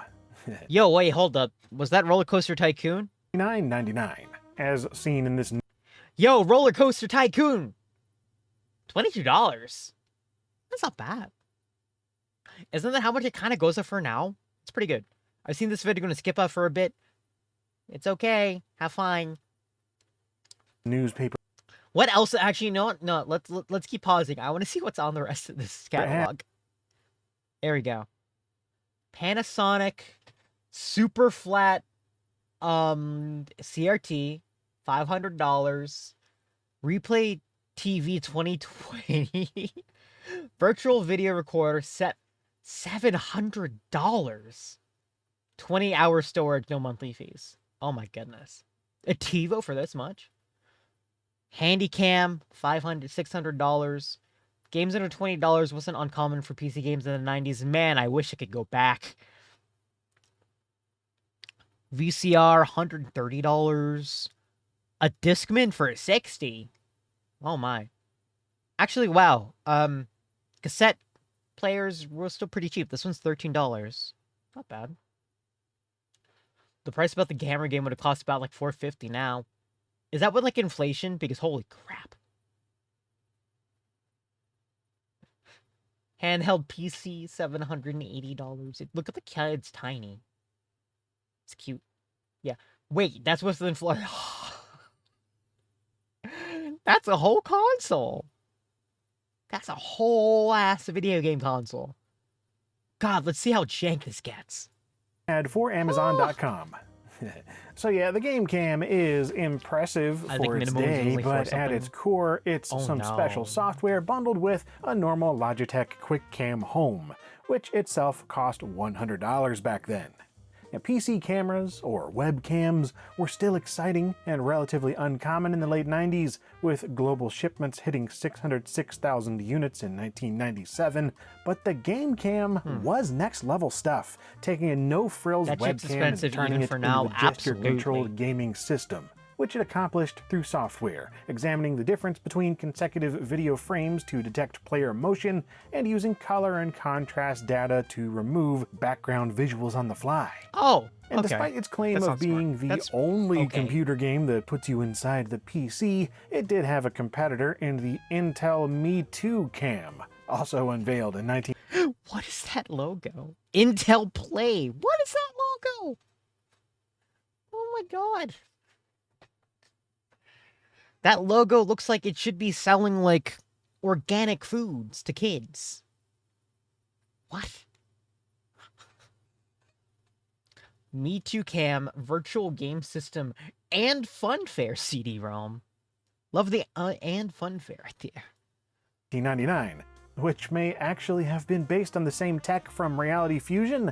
I'm not 100% sure, but there were articles then saying they partnered with both Intel and Logitech, so it seems plausible. Anyway, the Game Cam generated all kinds of excitement in the press, from mainstream media journalists and enthusiast tech sources alike, as demonstrated in this episode of Computer Chronicles on October 12th, 1999. But one company has just introduced one of the more revolutionary approaches to interacting with a game. It's the Reality Fusion Gamecube. We need to watch What's the idea behind old Gamecube? Computer You Chronicles actually videos. control the I think they would be game kind with of your natural very body interesting to movements and watch. gestures. So rather than relying on a keyboard or mouse, you just get up and use your hands or your head or any body part in order to immerse yourself. And the in deal is, You're you the have, like, this is a controller. Logitech QuickCam that's actually taking your picture and inserting you visually in the game and giving you My question control is of the going to be game. talking about correct. the world's It is smallest capturing camera, a the Game live Boy, video image Game and Boy projecting camera. that This is where onto the seeing is game. believing. We've got to actually I love do the this, Game Boy not talk camera. about it. I So can show do us a how it far works. better job of demonstrating it. And I can hit a rebound. If I was a little bit more skilled, I'd make a few baskets. Oh, But you are literally immersed in the action. That's You'll notice that it's honestly just cutting not- out my image. that's honestly not bad. So it really creates this fantasy world where I could be playing in Madison Square Garden or Right. the Forum, and I just see my image inside of the game. Yeah, we're gonna have to try that for ourselves here in a bit. But You are the first, we've got controller. to talk history Let's go. because the GameCam legacy is far more fascinating than I thought. So originally the technology was known as Free Action while in development in 1998, and that's what it was known as when it won the People's Choice Award at the Demo 98 conference.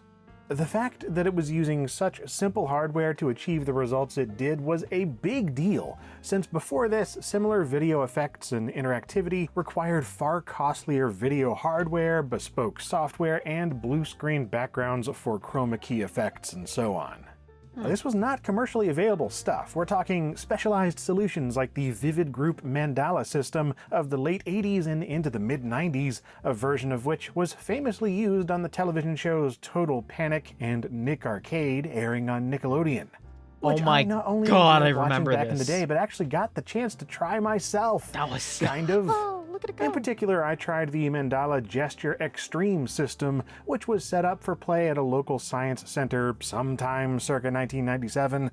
I don't remember many specifics of the venue itself, but I vividly remember playing Sharkbait, a game that completely blew my mind. In my mind, it was straight up like being in Nick Arcade. It was so cool. You stood in front of a blue screen, got chroma keyed out in real time, being blasted by these lights in front of you, and moved around trying to collect stars while avoiding electric eels, swordfish, and sharks. You'd swim by pointing up left and right and ducking to move down. Yeah, it was Kinda awesome wild, and absolutely unobtainable at home, making the Vivid GX system that ran it one of my top 3 holy grail pieces of computer hardware doubt I'll ever find it. But anyway, back to the GameCam. It was created by Mr. Barry Spencer, who founded Reality Fusion Incorporated in Santa Cruz, eyes. California They're in too bright. 1997. The 39-year-old was a former Lotus programmer, employee number 24, and was actually one of the original programmers for Lotus 123, the spreadsheet program. After a decade and a half programming for companies like Borland, Corel, and Oracle, he chose to pursue an idea he had for interacting with computers using motion, and so Barry founded Reality Fusion, largely funded by his own savings, with he and 4 others working out of his That's a- garage in California. Man, that's a really impressive, super impressive resume. Wow. Classic. And they had lots of ideas for possible applications, like gesture-controlled kiosks at malls, theme parks, and museums, entertainment for kids and rehabilitation for those with disabilities, and video conferencing for educational institutions and businesses. Oh no. Like golly, just imagine students attending a virtual classroom or workers joining into a meeting remotely through a webcam with the background able to be changed automatically through software. Yeah, a little ahead of its time. And it's no surprise that the first applications to hit store shelves were things like the GameCam, with simple entertainment time wasters bundled alongside webcams that computer users already wanted for video conferencing and stuff. And while they did eventually sell an estimated 6 million Intel and Logitech cameras bundled with the Wow. software in the end, it only lasted a couple of years on store shelves. Now, folks complained of iffy performance in rooms that were either too bright or too dark, and having to move at a speed not too fast or else it couldn't keep up, while also being prone to instability and crashing due to general Windows 98 and Millennium Edition driver wonkiness and early USB woes. However, Barry and Reality Fusion kept the dream alive past that, evolving with the times and rebranding to Santa Cruz Networks.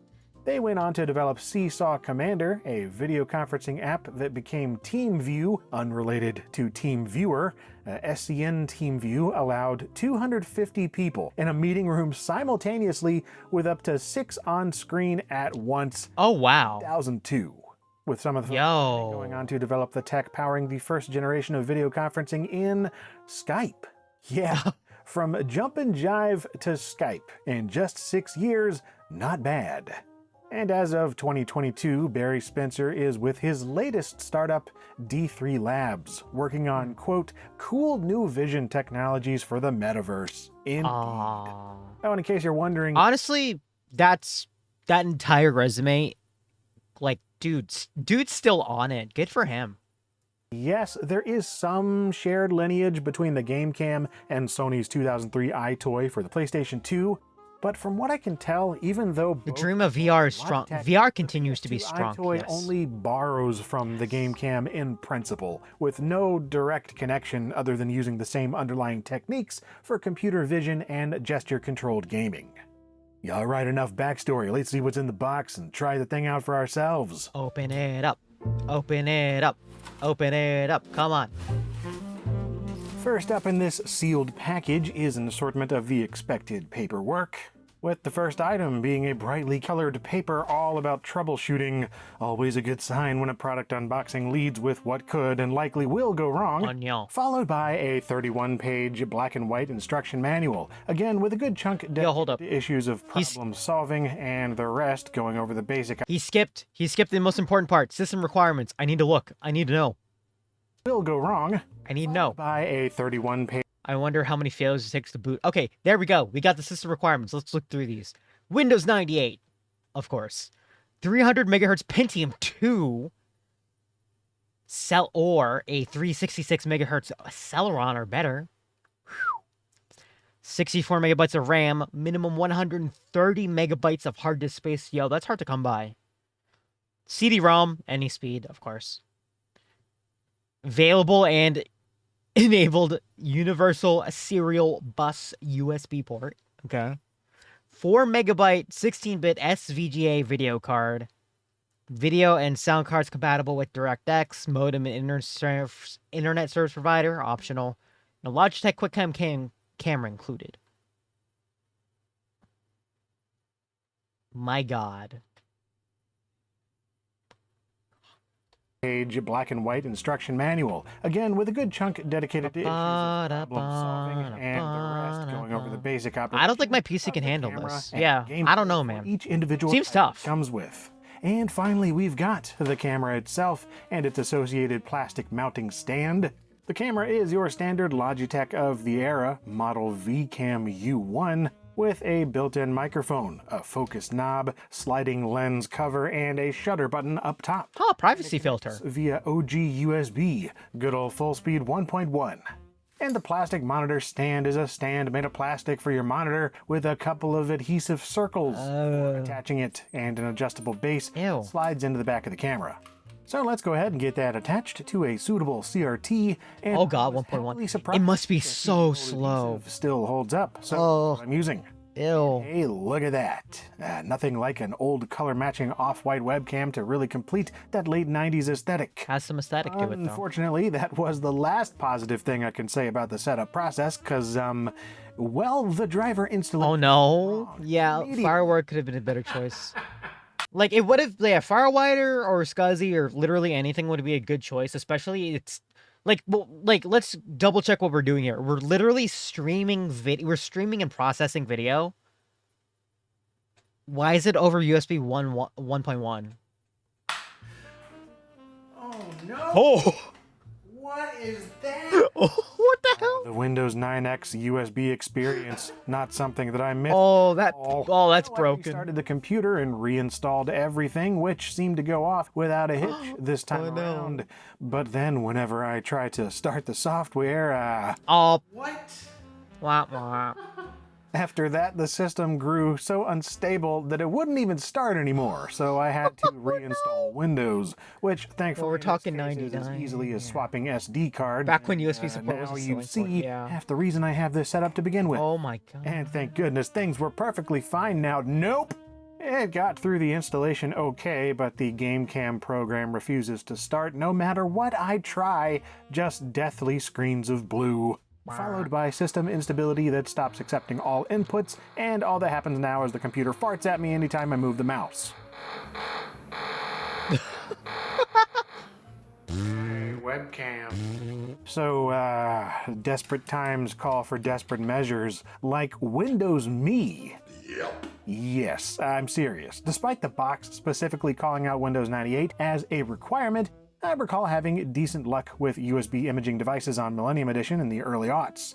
And yep, despite the setup process locking the system up with a new blue screen, after a restart, everything worked out fine. For real this time. Finally, we've got Damn, you gotta be desperate. Reality I know, right? GameCam setup circa 1999-ish, and I'll let the intro tutorial take it from here. Hit the icons once to select, hit twice to launch. Some screens are submenus that contain Ooh, other victory. icons. Games like Shoot contain buttons you hit once to activate. Shoot. Side-to-side movements work best. Move chairs and breakable objects away from your computer, especially when two are playing. Slow movements can actually be more accurate than fast ones. Oh no.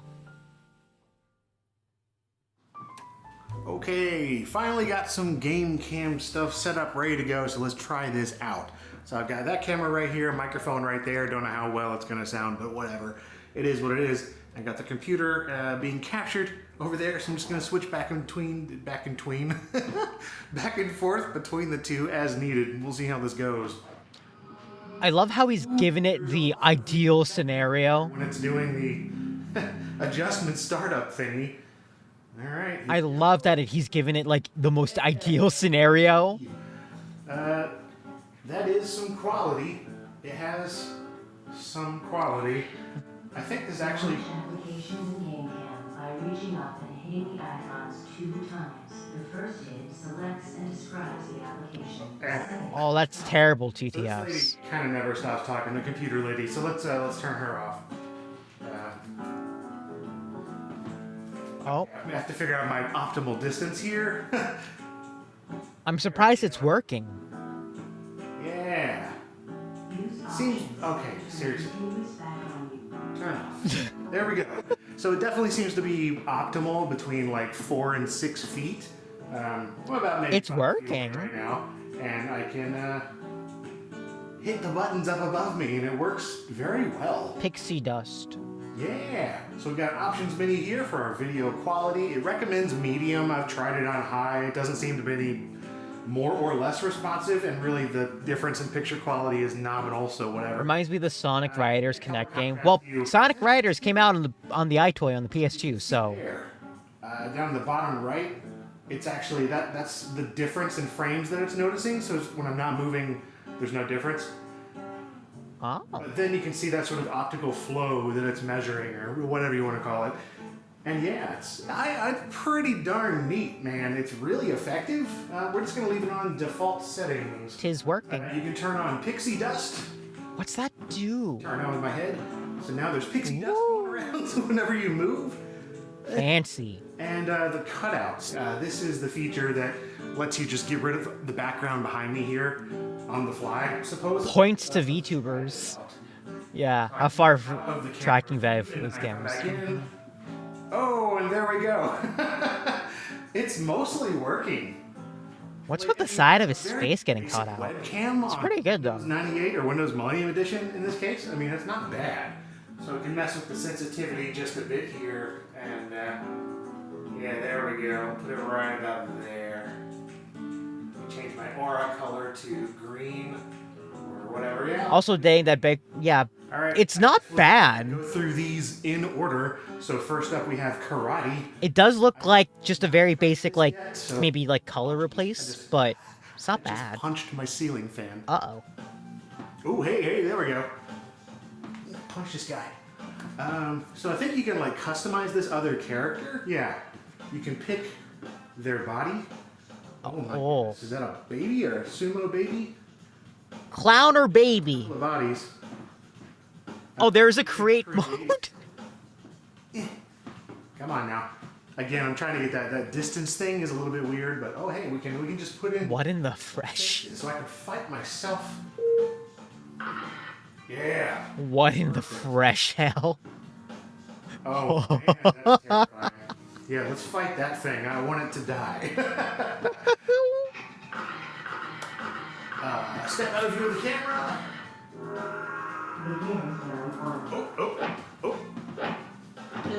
Oh, okay. Well, this actually kind of works. It looks Over fun. here, you dumb baby me. Oh, it's picking up the shadow in the background. Wow. Primitive. You know. I lose? Can I just like grab something and kill it? Kill it with. I got a tripod here.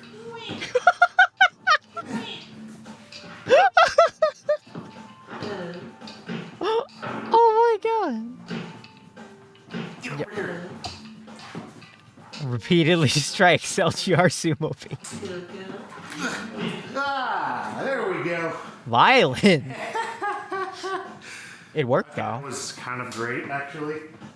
Let's play b-ball. All right. B-ball. Setup. So I'm just covered in all this green weirdness. So it goes. It's just like ectoplasm over there going nuts. Feel like I'm getting radiated.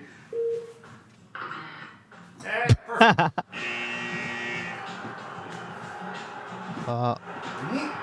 So, hey, I got a basket just like that. Honestly, it's like Yeah. okay. Dude, I'm doing really good at this today. I was doing terrible at it the other day. Like, it's okay. That's like the best part. I'm like, this is fine. I mean, obviously it's not the best, but Yeah. like in terms of like a proof of concept, this is really good. That's about it. Like you can try to do like some dribbling or whatever. Like this is a college kid's project today. You know? You know, trick shots or something, but Still good. you really just try to get as many points as you can before the time runs out. So it's kind of like a glorified version of those like basketball machines. You can do it, LGR. I believe in you. Get the goal, score the points. Home the runs. I believe in you. This is about how I was doing the other day, just badly. Get one more, get one more.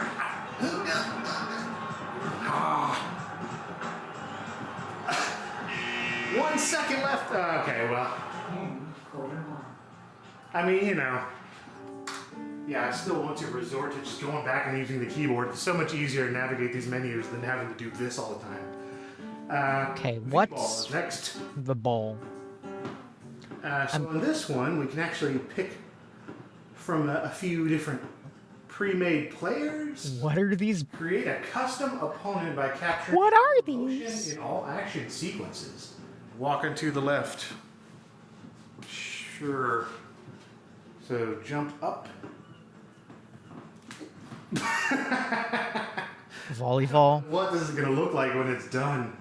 Hit the ball mid, lower, left. Oh, whatever. This is gonna look like an abomination of 90s weirdness when it's done, I think. All right, let's see what kind of monstrosity we're fighting against. Myself. Let's see how bad this is. Oh, look at the opponent. Me, my terrible moves. Pre-recorded. I love it's just forward and reversing. This is oh my god, this is good. Okay. Okay. I love it when I love it when idle stances are just back and forth like that. Yeah, get it, me. Oh, it's so dumb. We're both just the worst players. Oh wow! Hey, we actually got a couple of. Hey, get over there. Over there. There you go. You doofus. Oh, I'm a pretty good player against myself. Finally, a worthy opponent. I'm getting too far Our away. battle will be legendary, There you go. or something like that. I actually don't know how the show pronounces it. Is that Show? kind of Movie? Fun in the jankiest way possible. Oh man.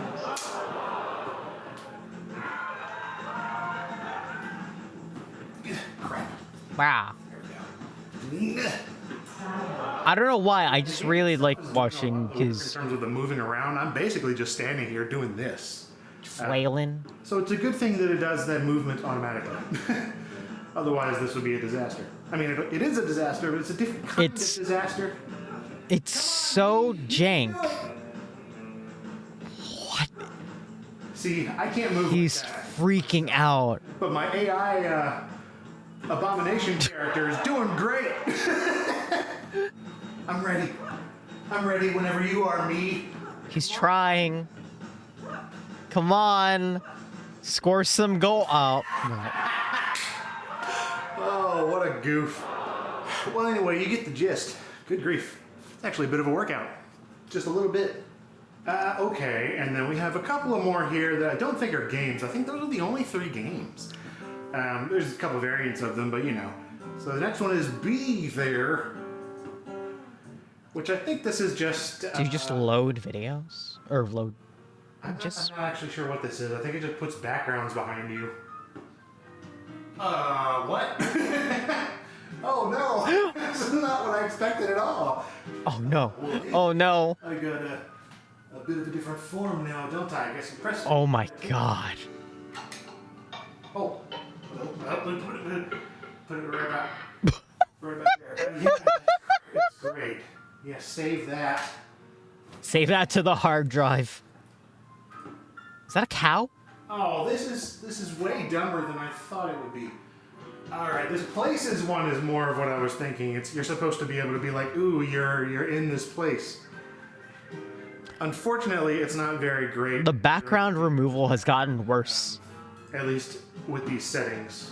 So it doesn't look like I'm there. It just sort of looks like I'm a blob on top of a picture. Great. Hey, look, I'm here. Yeah. He's very photogenic, though. Just so realistic. This is kind of turning the Game Boy camera. Another category. It multiplies your face. And what makes, the hell? You look like a bunch of strawberries if you'd like. That image is gonna haunt my dreams. But I don't actually think this is any different than the people one. What the? It's just, Who are these people? different looking people. Who are these people? Surprise. Who let this happen to them? And here's one called Whatever. Yeah, whatever. You get the idea. This is. I'm a flower. And not very effective. It's bad. Because of the whole background. It's getting worse the longer that It's bad. Let me try to recalibrate this. The Game Boy camera wishes it could be like this. Half of my head missing. My face is just. Yeah, we'll go for a two-face vibe. How about that? The last thing here is called Jumpin' Video. It's called Jumpin' Jive on the box and What the manual and the files, but I guess they changed the name anyway. I think it's supposed to be like a music interactivity thing. Yeah, you can play music CDs. Or you can just go with the default music, so we'll just do that. And, Oh! Whoa, that's kind of trippy. Yo, that's actually kind of cool. Oh, dude! Oh, that's cool. Yeah! Oh, whoa, okay. Oh. So we got some good old trick video effects here. Ah, I love the basic video editing effects. My favorite. Oh, what? My head isn't changing the effect. Mirror. Hey! Neat. Yeah, this is pretty fun. This is the kind of silliness that I kind of expect for a camera like this. It's talking. Way better than Be There. It's talking beans. What is this one? This doesn't look like anything. Okay. Ooh, hey, yeah, dude. Okay. 90s music video. Trippy. Whoa. I feel like I'm in like a house techno music video. Dude, this is great. Wow, yeah, dude. Yo, A let's. lot of the same stuff though. So it's a little bit underwhelming. Some of these, I mean, look at that. That's just like, what is that even? All right, well, that's about it for the Reality Fusion game cam. I will say the execution is a little questionable from time to time. Let's put it that way. And the sensitivity keeps going nuts. And of course, there was the whole problem of like just getting it to work to begin with. I see what a lot of reviewers were saying of being like inefficient memory to save your video file on computers back in the yeah, day, probably. drivers and software issues. But like when it works, it's really pretty cool, especially for the late 90s. I gotta say, bravo Reality Fusion for making this happen on the low budget kind of hardware that this is. Yeah, when it works, it works. This is pretty neat. Like, yeah. Yeah, I don't know about you, but I certainly felt inside the game there by the end. Once you start learning this thing's quirks and where it wants you to stand, how fast it wants you to move, the lighting situation and all that kind of stuff, it actually does function pretty close as it's intended. I mean, that's just not something you always get here in Oddware, especially with something like gesture and motion control from the 90s. You expect it to be complete garbage, and it's absolutely not. I think this is really impressive for its time. And yeah, let me know if you had any experiences with this yourself, or there were 6 million of these things sold, not this exact model, but variants and things by different companies that just bundled Reality Fusion software or the games, or maybe they were other versions of games. Anyway, a bunch of webcams came with this. Curious what your experiences with it might have been. Honestly, it was pretty cool. Like, I mean, like, what's the word for it? The, oh my god, he did a video about the Mister? Let's go! Yo. Not right now. I'm saving this one for later. I'm saving this for later. I will teach you all the ways of the Mister and why it's the best thing ever. But that's for later. Okay. Okay, 2 more videos, I think. You know what? Yeah, 2 more videos. Okay, so that was cool. So let's go for the next one. Wasn't that some sound mixer? No, the Mister is not a sound mixer. It's a video game console. Well, it's basically like an emulation style console type thing. It's cool. It's cool. It's very cool. It's very cool. Anyway, 2 last videos before we go, because I feel like I promised this to you guys, and they're very cool. One of which is, if you remember a while back, there was a BattleBot named Switchback, and I noticed that a certain logo and certain person that I watched was in fact there. And it was this guy. And now he's finally made a video about it. So let's go over to it. Is on. Once the thing is on, I'm treating it like a bomb, because that's the easiest way to, like... Yeah, Switchback, let's go. It's fine. I don't want to lose the hope. It was terrible, but still. I'm here in Dallas they tried. at the Rev Robotics warehouse to build a BattleBot. Switchback was accepted to compete in BattleBots at the end of August in Las Vegas.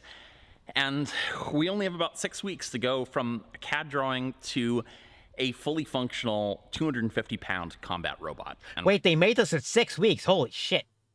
Okay. Now, we only have a pile of parts. All right, so we got our parts from Sencut Send. We got aluminum parts the other day, so that'll be good for wheels and molding. This should be the frame parts.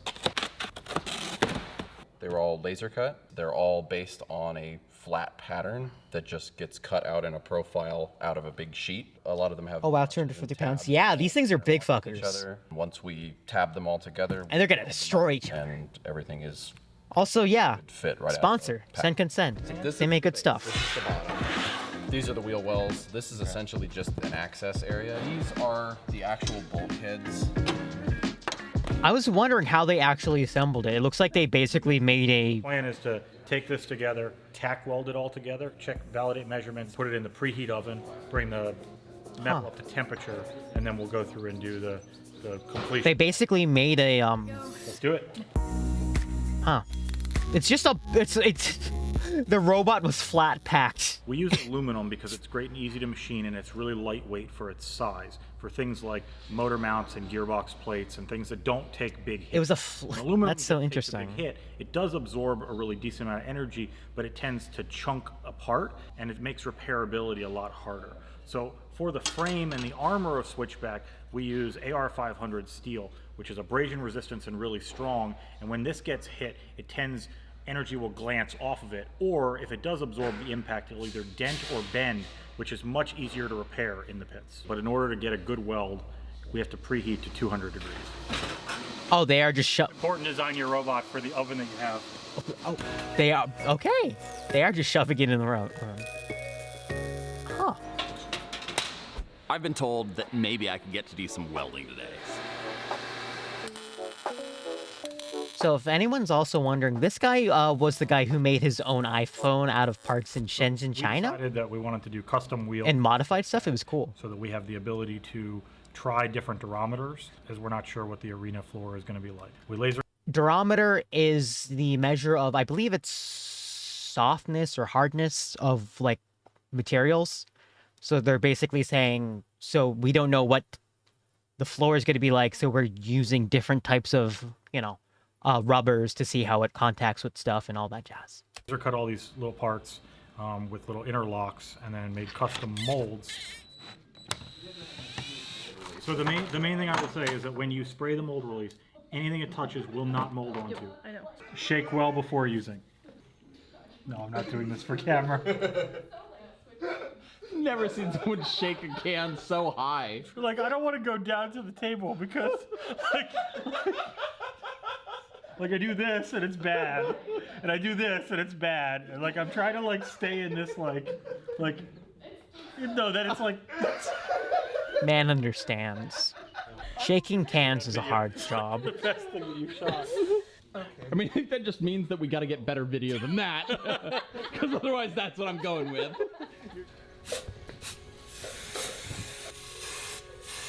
Brush.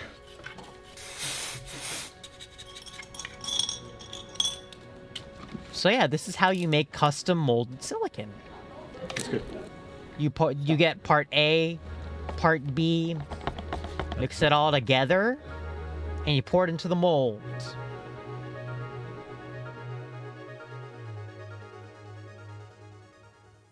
Real quick, before you keep watching, I need to tell you I had to remove a ton of interesting parts of this video for it to work with the YouTube algorithm. What? And I have to do it pretty much every time, and it drives me nuts. If you'd like to see the extended version of this video that includes everything that I think is interesting, you can head to my streaming platform, Nebula. Yeah. Nebula is I'll skip ahead. Or education. Wendover Productions. Don't get me wrong, I love Nebula as a concept. Don't get me wrong. Stream for only 14 documentaries on capturing and in for. Wow, this is long. It really is the creators. As I get started. That was a really long sponsor. Thank you. Yeah, YouTube is a bit too long than 20 minutes. Oh, I see. Okay. The worm gearbox, and it's something we've never done before. We didn't have to design the actual gears, but the center-to-center distance, like where the gears mate and how they interact, is something we've never really worked with before. So one of the big things we're trying to get done this weekend is testing that. I can't believe they made this thing in 6 weeks still. Jeez. From CAD to construction in 6 weeks, like, I'm surprised. But then again, that is about the amount of time people do get for new bots. So why are we machining things that were already cut with the laser? Well, the laser can only cut essentially in 2 dimensions. So this is an example of a part straight off the laser. And sometimes we need things that are much more complex. Well, they got all the equipment and resources, so it's not surprising. I mean, yeah, but like... Drilled from the side. I mean, yeah, but like, for the concept that they have, which was basically a robot with a spinning drum that has that's on an articulated arm that goes side to side, I feel like at some point some prototyping would have been necessary before that 6-month period. I mean, it's CAD to construction in 6 months, so maybe prototyping would have been longer, but I'm surprised they didn't show that off here, because this is just the building process. So, that were tapped, and then I mean, I'm not really arguing either, because video of this is not. I don't see it often. Like, you know, building a battle bot from scratch, and especially a bot that was in the competition. Yeah, we don't get a lot of good videography of those guys, mainly because they're actually at work doing the things, and they don't, you know, they aren't vloggers. You know, they aren't vloggers. They just do the work. You know. This bearing was pressed in, and this is all to make assemblies like this. This is the gearbox to raise and lower the arm. Ooh. In 16 hours, we're now taking these apart to check on the first batch of wheels.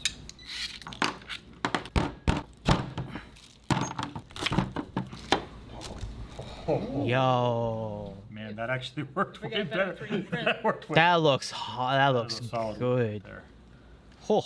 We've decided to use brushless motors in Switchback. They're way more efficient for the given weight as opposed to the older school brushed motors, but they're way more complicated to control. In a brushed motor, you pretty much just give it power and it spins. You control the amount of current, and that controls the speed and the strength of the motor. However, for brushless motors, this controller has to alternately energize different coils of wire every revolution of the motor. So it has to be really tightly coupled with the position and speed of the motor. And if you screw that up, all hell can break loose. Every bit of weight we save on the motors, we can put towards armor and weapons, but there's a lot of opportunity for things to go wrong and leave us completely dead in the water. So this is the first time we're going to try and spin up one of our drive motors. I got some green lights on the screen. That's a good sign. Now we're going to do the flux linkages. No spin. What's concerning me is we're not hearing any squeal. Yeah, even. So this is the inside of the motor controller, and we open it up after a loud pop. The gate driver has a crater in it, and then underneath this thermal pad, which is now nice and charred. These are the H bridges. Basically some copper vaporized. They started desoldering themselves. It's dead. Yo, it blew it up. Connectors are good. Holy crapola. Also, and that's what, from the factory with tinned wires. We cut off the tinned that's what the magic smoke does, you know? These are the winding wires, which have an epoxy coating. Oh, you need the solder pot. Yeah, that's what they do at the factory. So the winding wires, when they wind the motors, right, they are coated wires, right? Because they can't touch each other, right? Individual wraps. So when you put a connector on the end, you have to burn or heat off the actual coating to make a connection. Otherwise, your wires are not connected. So they cut those off to put crimps on them. The crimp was going to the outside of the winding wire, and so then it was like making connection with like almost nothing. So your resistance went to like infinite, and it was essentially a dead short until they bumped up the current, and then they fried the chip. Okay, so oh wow, okay. The motor wire problem by tinning the wires. We're hoping that this makes a better connection. So the sensor cable, motor wire. That's something that I didn't really think about. Like, damn. Sweet. Let's just go straight to controlling it with a radio. It worked. Here we go. I've heard we're just about makes a fun noise together for the first time.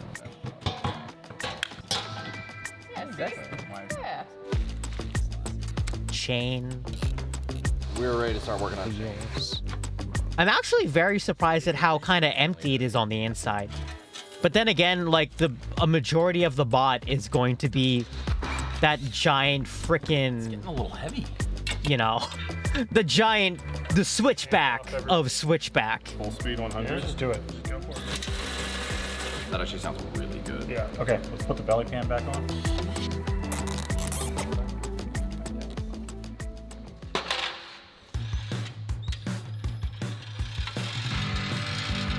It's going.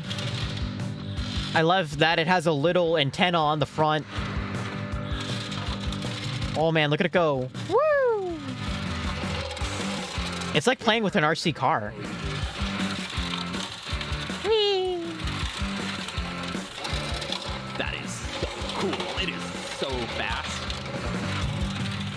Like a majority of the weight isn't on it though, so we'll see how it goes. Is that 100%? That was 100. Those look okay. We should pass this around a little bit out here before we destroy it. This motor. Yeah, something's up with that side. So we've lost drive on one half of the robot, one side. Don't really know why right now. Drove for like. Did they burn? I hope they didn't burn out the motor again. All right, let's call it a day. But that's very good for, like, just a couple days for that. Well, the drivetrain's good. First step, I think, would just be to get this running again. Okay, it's doing the pulsing it was doing out there. Yeah, that doesn't sound good. I'm going to swap. I'm just going to move the connections over from the good motor, the good side, to the bad sides. So now it's not running at all. Looks like we burned an ESC. Yeah. These are about $100 each. feels like it's going to be an expensive problem to fix. Trash. We'll replace it and move on again. Yeah, the setup for an electric brushless motor is battery goes to electric speed controller goes to motor, and you connect the radio to the electric speed controller as well to power it as well. So yeah, if you try and get that ESC to push it to like 100% or whatever, it's gonna burn out, and that's what they're experiencing. Like, that also happens in BattleBots, actually. Like, when you, like, put a lot of force, or, like, when you try and push a motor too hard or whatever, and it just can't keep up with the heat from the amount of, like, electricity you're dumping in there, then it'll die. So, high-quality speed controllers are very important. But also, they are one of those things where it is almost, I would argue, like, consumable. But obviously, you don't want it to become a consumable. So now we're going to focus on putting the arm together. Let's explain this. So this is kind of a the critical gearbox for the arm. It uses a worm gear in order to turn this chain mechanism into these compliant couplers. So this then fits in here. Yep. Like and there's another shaft that gets attached to that. Yep. That shaft passes through this hole right here to another chain, and then that's what we're using to move, articulate the arm up and down. The whole arm, yeah. This is the one, like, we have the most nerves about working, right? Like, spinning a blade really fast, that's not that complicated. The drivetrain's not that complicated. But this, moving the arm that's fully loaded, the dynamics, that's where all the complication is. And that's also where, like, all the doubters are say, what are you guys doing? So yeah, I'm kind of basically like that as well. Right, or we're right.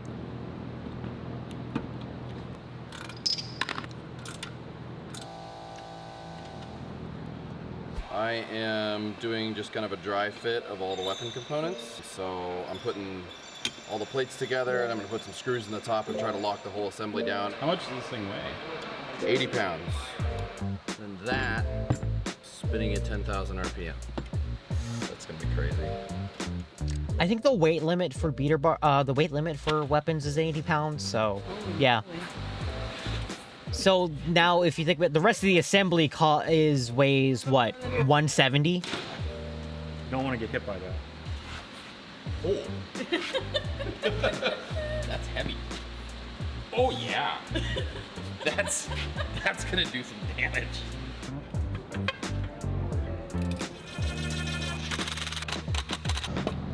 Oh, no, that's plenty good. Okay. Done. The real question is that, like, so Switchback, it's kind of like its family name. Yeah, it's a very weird thing that I think, like, people don't understand, is that we're not building a single robot. We're building 2 or 3 robots that all look the same. Correct. Every one of the best BattleBots games has multiple robots in their pits. So when you see it in the box, you don't actually know which one it is. Right. I got slimed. Oh, the articulating arm. All of a sudden, it looks like Switchback. Looks like a robot, man. Oh, and it can spin now. Never mind. Too much. We need to now make it a point that, like, nobody's moving this by themselves anymore. Right? It is far too heavy, sharp, and dangerous. Like, do we want to, like, back up and just, like, make it rotate slow? Just to, like, make sure that stuff actually spins? Everybody who doesn't need to be anywhere close, we are going to back way up from this. We will control it over radio, but I want to limit it to, like, literally, like, 1%. We are about to test the weapon, so we are all ducking behind this polycarbonate barrier. So I'm going to turn on the arm. Wow, that is jank. That's good. Right there, right there, right there. Look at it go. Weapon on. All right, Frank, come this way, right? Come this way, behind this way. I want you to literally just throttle up until it barely starts spinning. Yeah. And just leave the throttle right where This it is a safe. And then we're gonna. This is the wildest safety test. 2, 3, 10, 11, 12, 13. Nice. There it goes. All right, you can go a little bit higher than that. Okay. 14?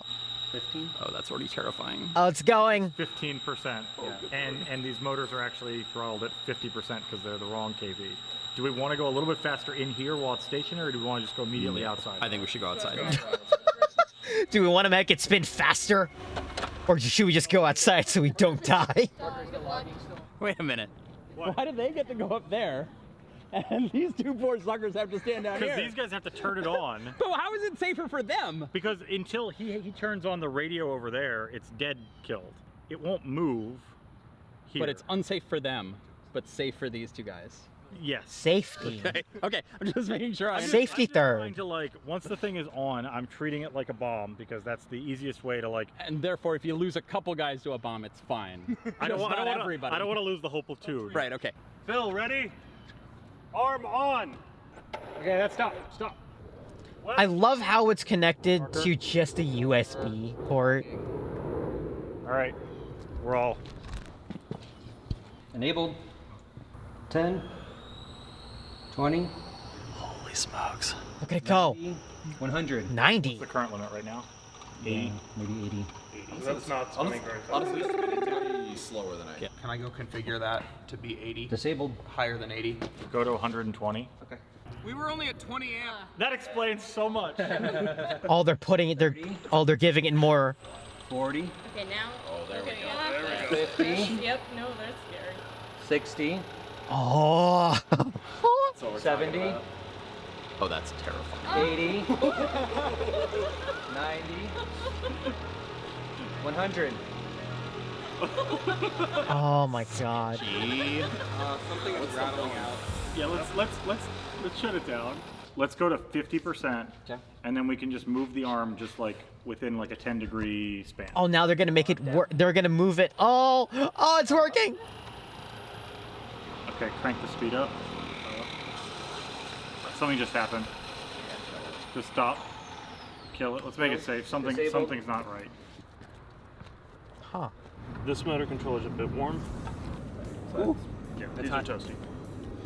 All right. Well, that was sufficiently scaring, but that worked. We did it. We have successfully competed on BattleBots. Everyone. Ready? It's round robin. Hey. Well, we got it spinning. We have, what, a month left? About a month. Just about a month to build 2 fully functional. Fix all the issues with this one, finish the system integration, and build 2 more from scratch. Good luck. I'm headed back to New Mexico, so I'll see you all in Vegas. This video was shot last summer, but only came out now because I had to recover from my head injury first before I could edit it. We competed with Switchback in Vegas last so they did compete. Ended up going 1 and 2. You can watch those fights on Discovery Plus, and there's a bonus fight that's available that's free to watch on YouTube. I'll put links to all of those down in the description. The last fight wasn't the best, but it was okay. Our fight is airing this Thursday, August 25th on Discovery, so be sure not to miss that. And if you'd like to follow the Switchback team, you can find the team pages on Facebook and Instagram. Hey, I didn't know Switchback was competing on. Yo. Colorado. I didn't even know that Switchback was competing. I'm so glad they are. Okay, I need to watch that. We ain't gotta watch Switchback. Let me. Like, the thing about Switchback is that it was obviously it was very prototypey. And it was like okay, right? It was just super like, yeah, see, like 2 seconds out of the gate, like, was definitely not, yeah, like it's one of those things where it's like beginner robot teething issues, you know, like the floor obviously isn't made for their type of construction, and it's bent to shit. And honestly, it was kind of slow and definitely not as mobile. But like, it competed and gave hits, and it worked to a point. But I mean, like, it was, again, this was their first bot, so like, I'll give them credit where credit's due, of course, and I hope they come back next year for Switchback 2.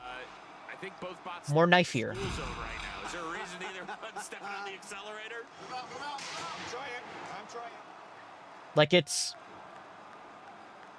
Yeah, they're a little slow out there. Oh, It's a weirdly slow fight. I believe they won this fight though. get it right into the teeth there, Slammo. But you know, again, beginner bot woes. Weapon to get up to full speed. Oh, there's some. Oh. Oh no, Slammo's got a hold of it and Nope. let go. Ah. To pick it up though. Come on. Aw. Spin it. Arm down. It might just be an awkward. Yeah, and you can see the Strange Part logo like somewhere there. Yeah, it's right there. So like it worked. Looks like Slammo trying to do something with its hands and Switchback came out. And I very much love them. So I just hope they come back next year and have something cooler. So that was the one they won. The other ones that I think were because of like just other weird failures. Okay, last video. It's more dangerous than the last one, and it's made by the one, the only, the favorite Styropyro. Yeah, I'm surprised he's alive too, but you know, let's keep watching. Let's end this on a bang. Hopefully not. And also, if you weren't noticing, please do not do these at home. Do not do these at home. Do not do these at home. Okay? Okay, let's go. Awesome stuff out of trash cans over the years. I've pulled a ton of awesome stuff out of trash cans over the years, but my favorite find is definitely this chemical formulary book from 1933. I mean, there's just so many brilliant recipes. Genius crackhead. Things like soaps and cosmetics to explosives. What if I want to build a battle bot at this thing was a home? gold mine to a nerd living in the 30s. Well, you can. Now, if you've seen any of my previous videos, It's not advised. you'll know there's some just absolutely insane recipes in here too. So of course, those will be the ones we'll be testing today. Now I know what you're thinking. Why on earth am I making a part 3 of this series when I was nearly banned for the first 2 videos? Well, after chatting with YouTube a bit, it seems they didn't like my use of cannons, which I guess makes sense, so no more cannons. Something I should have mentioned last time is that I'm literally a chemist. I have the degree, I've worked in a lab, I've even taught it. And yes, the experiments you're about to see are extremely dangerous. However, I am more than qualified to do them in a safe and controlled manner, and no, you should not attempt them because you'd probably get killed. I mean, there's a lot of reasons why I do this stuff. I mean, yeah, it's fun, but I think that there's a lot to learn from the historic aspects of chemistry, and I also want students out there to see that science is a lot cooler than just filling out worksheets. I not gonna lie, I actually did not know that he was actually like a chemist. I thought he was just a guy who knew a lot about chemistry. You know, like there's a difference between like someone who studied it and someone who just has a high passion but never actually had any credentials. I fall into the latter category, to be honest, but there's a, you know, they have different like types. It's different types of people. Anyway, let's see how much further I can get through this book without violating the Geneva Convention. Let's go. Testing recipes from a bunch of volumes this time, not just the first one. Have you ever thought that crayons just aren't bright enough? We're already at a great start. Fluorescent crayon. And it's patented. Someone patented this. All we need is uranium salt, chalk, plaster of Paris, acetone, and water. Surely these will be easy to get in the year 2022. Especially uranium. Oh boy. Well, it turns out making a fluorescent crayon is actually pretty easy. All you need are some uranium salts. Okay, but seriously, uranium in a crayon? What were they? Hey guys, in this video we're going to be making the purest meth on the market. I can't wait to try it out. In this recipe, I'll be using uranyl nitrate as the uranium salt. Urinal. Urinal. Now, uranium salts are radioactive, but what really makes them scary is their chemical toxicity.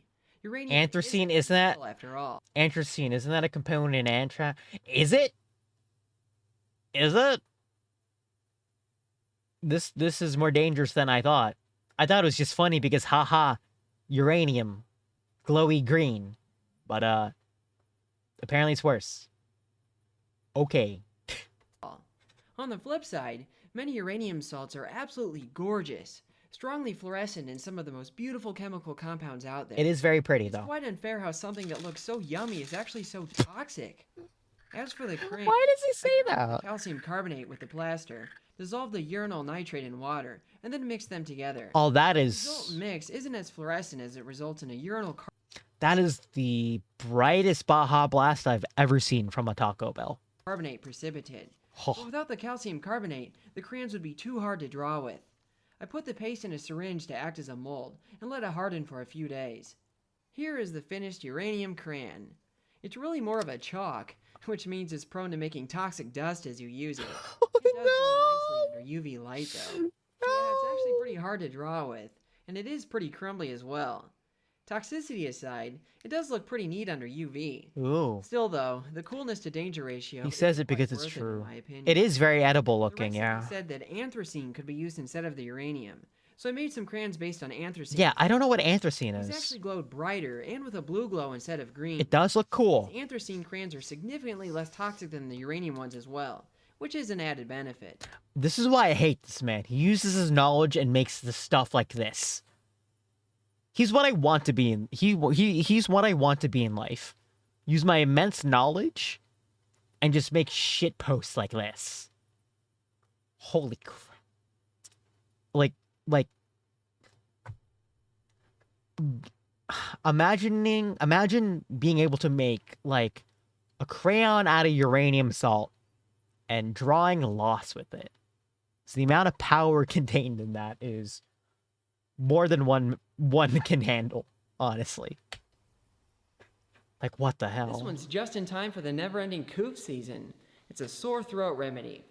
Now, the ingredients in here look pretty sketchy, so I guess I'm just gonna have to make some. All right, let's read through it. Mixed tincture of ferric chloride. That already doesn't sound good. 30 grams alcohol and potassium chlorate with sufficient water. Use potassium chlorate for explosions. For explosives. Here we go. And they're asking you to drink this shit with alcohol. And see what it does. I'm not sure what the function of any of these I do love that he just has a bottle of Everclear. ingredients is, honestly. And in fact, the recipe is quite toxic. Pure jet Now, fuel. you'd think that mixing a strong Lewis acid with a potent oxidizer and an organic salt. Oh, I don't think that was supposed to happen. Maybe those beautiful flames are supposed to distract you from your sore throat. You're supposed to drink Either this. that, or I made a bad assumption. When the recipe called for a tincture, I figured it meant making a tincture of all that stuff. But in hindsight, it probably meant using a ferric chloride tincture as one of the ingredients. That would make more sense, because tinctures of ferric chloride were used in medicine a long time ago. And it would also Yep, keep the wouldn't have a sore throat anymore. lethal levels. Now, the Wouldn't have a throat anymore. actually quite interesting. So there's that too. After dissolving the anhydrous ferric chloride in ethanol, Yeah, won't have a it throat releases anymore. A substantial amount of heat, and it boils nearly. Your spine might be gone too, honestly. I don't think that's the only. You won't feel anything more when you're dead. Chloride is a strong Lewis acid. But look at it Wouldn't surprise go. me if it's generating chloric acid on solvation with the chlorate. This compound reacts violently with organic compounds, and all the little explosions going on in there make me think that chloric acid is playing a role. Oh my god, it is exploding in the beaker. Ferric chloride Oh in no. water, and then adding the other chemicals. Now, if the first reaction wasn't enough to dissuade using it as medicine, I better stick in some aluminum foil in there to see Drink what it this. does. Wow. Oh god. Not only is this stuff toxic and a fire hazard, it's also highly corrosive. Neat. Drink it. If you're an American with Yay. asthma, you probably have to pay a lot for inhalers. So instead, consider this homeopathic alternative, asthma relief cigarette. Woo! Feel amazing after one of these. This one's just good. This one is just classic 1930s. Like, have asthma, smoke a cigar. All good. Like, I remember, like, there was an ad for... what was it? Hold on. Let me double check. POV, you're the first to fall asleep with the sleepover. Hold on. I remember there was... Hold on. Is it Spuds? Hold on.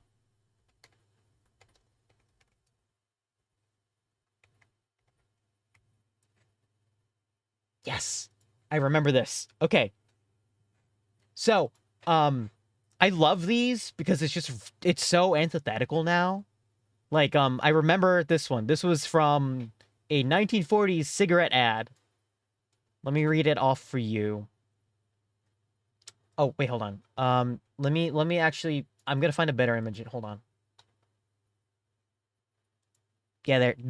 These are great. Here's when my throat says, switch to Spud Imperials. You know, cigarettes. Whenever I have a cold. Whenever I want a cooling menthol bracer. Whenever my throat is dry. There's one that's... This one's endorsed by... This one's endorsed by a doctor. Uh-oh. This one's my favorite, too. When I develop smoker's cough. That's when I always switch to Spuds. They seem to be the only cigarette I want when I have a cough. It must be that non-acrolein-producing tobacco moistener used in Spuds. I love these. These are terrible. And they kept these ads until, like, World War I or whatever. Amazing. Amazing. Anyway. Sorry. It made me think of this. I'm kidding, this is a horrible idea.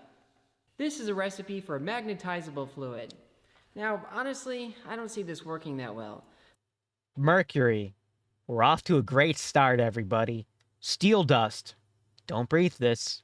Graphite. That's fine. I'll take any excuse to play with mercury. Mercury. Mercury. Yet again, it's unfair that something so beautiful has to be so toxic. Now, to be honest, the liquid metal Kind of tame to compare the rest. I mean, yeah, it does evaporate. It is mercury. Problem if there's a spill. Now, the only thing more toxic than the mercury in this formula is the volumetric measurements of solid powders. Gross. The powders don't seem to dissolve. This man caught me off with a joke about the imperial measurement Check out what happens when I systems. bring a magnet near it. There seems to be a distance and corresponding field strength where the effect is most dramatic. Ooh. Oh, look, immortality potion. Yeah. Quite well. Drink When it. the magnet gets too close, it just bunches up the iron powder there. Oh. This is actually a neat effect, really, because a strong magnet makes the liquid act like a switch between dull and shiny. It's kind of cool. You hated how easy it is to get severe burns when playing with fire? Yeah. For you, here's a nice recipe for cold fire. Ah. Now, according to the book, this stuff can be applied to the skin and hair without causing injury. Now, there's a lot to unravel with this one. I can't wait for this Cold one. fire? How's that even possible? Also, carbon tetrachloride? Isn't that the stuff that got banned from nearly everything because it causes cancer, it destroys the ozone layer, and it's extremely toxic to the liver?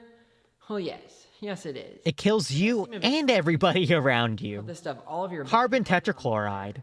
But even so, I think it's worth trying out. Let's see how inflammable this stuff really is. Gosh, inflammable is such a stupid word. Whoosh.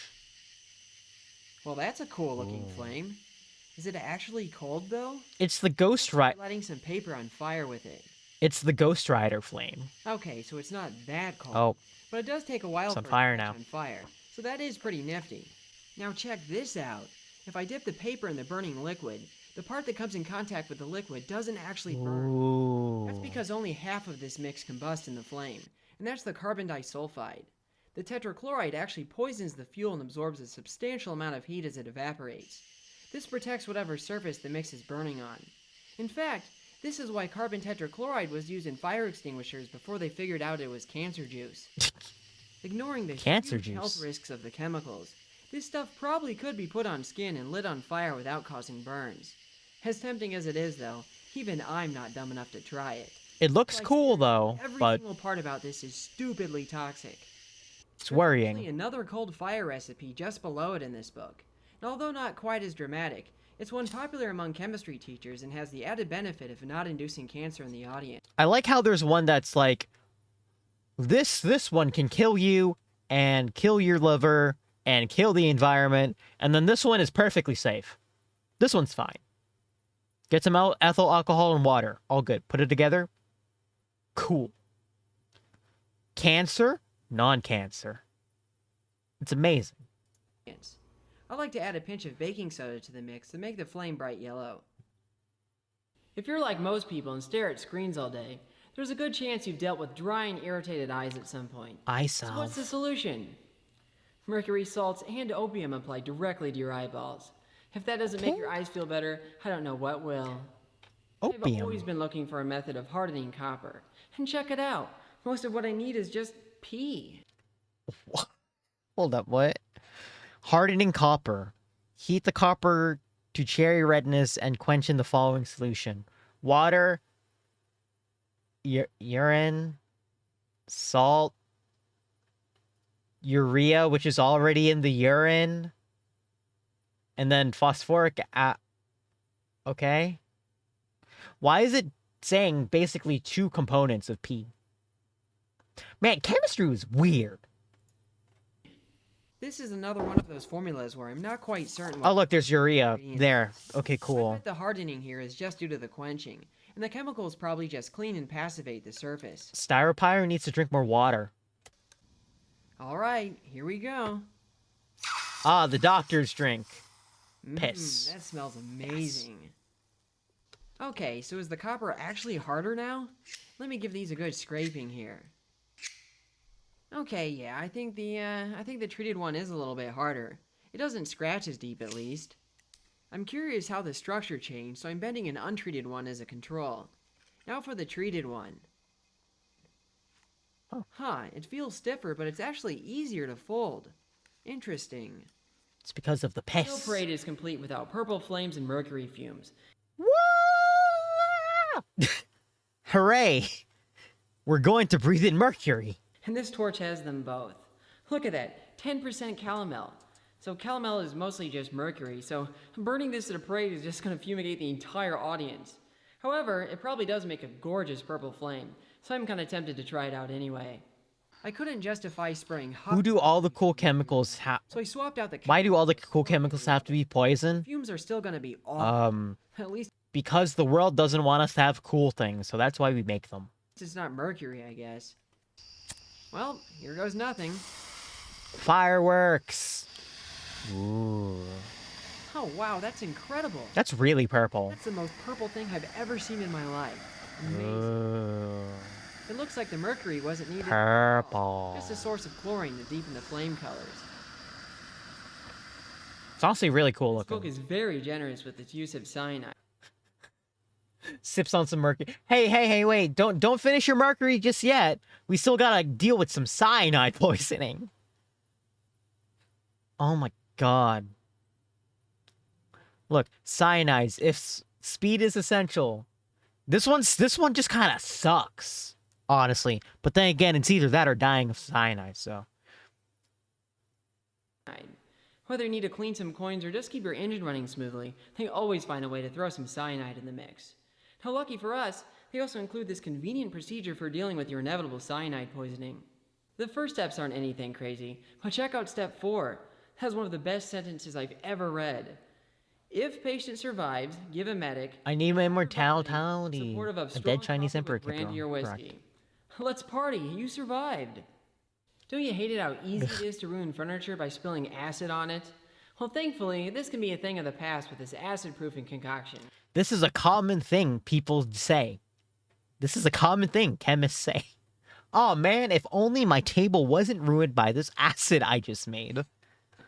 I love how making acid-proof wood involves pouring boiling acid on it. What doesn't kill you makes you stronger, right?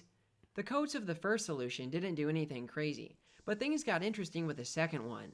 The wood started changing color. Ooh. Dipping the paintbrush back into the solution caused it to change color as well. Ew, it's black. After the wood dried, it became much darker, and the second coating made it turn black. The chemistry here is a polymerization reaction that produces a polyaniline compound. These compounds are both acid-resistant and potent dyes. By some crazy coincidence, was he able to monetize this? Very recipe in I'm pretty sure he is, yes. On building a low-cost chemistry teaching lab. Okay, so is it actually acid-proof? Let's dump some concentrated hydrochloric acid on there and find out. Fear. Huh, it really didn't do much to either of them. Okay. Interesting.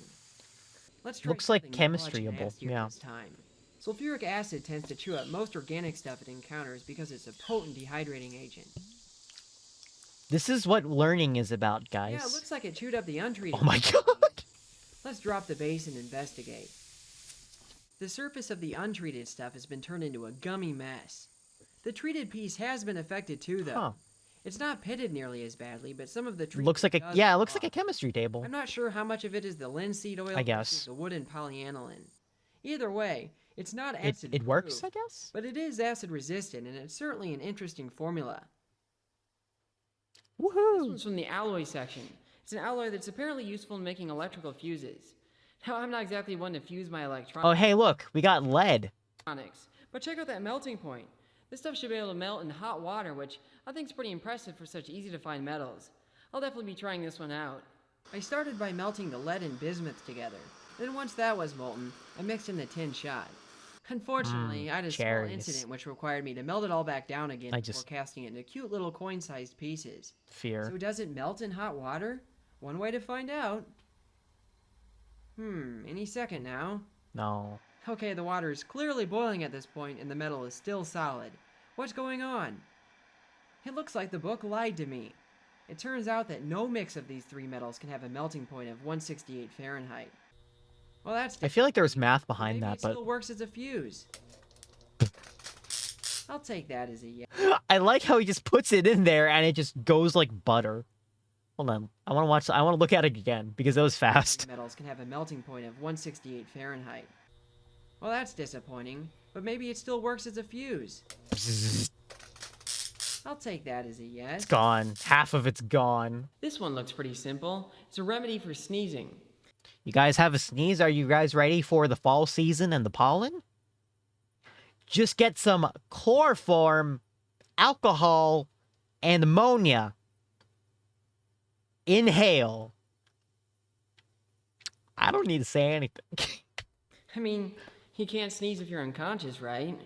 Okay, this one's called toilet milk.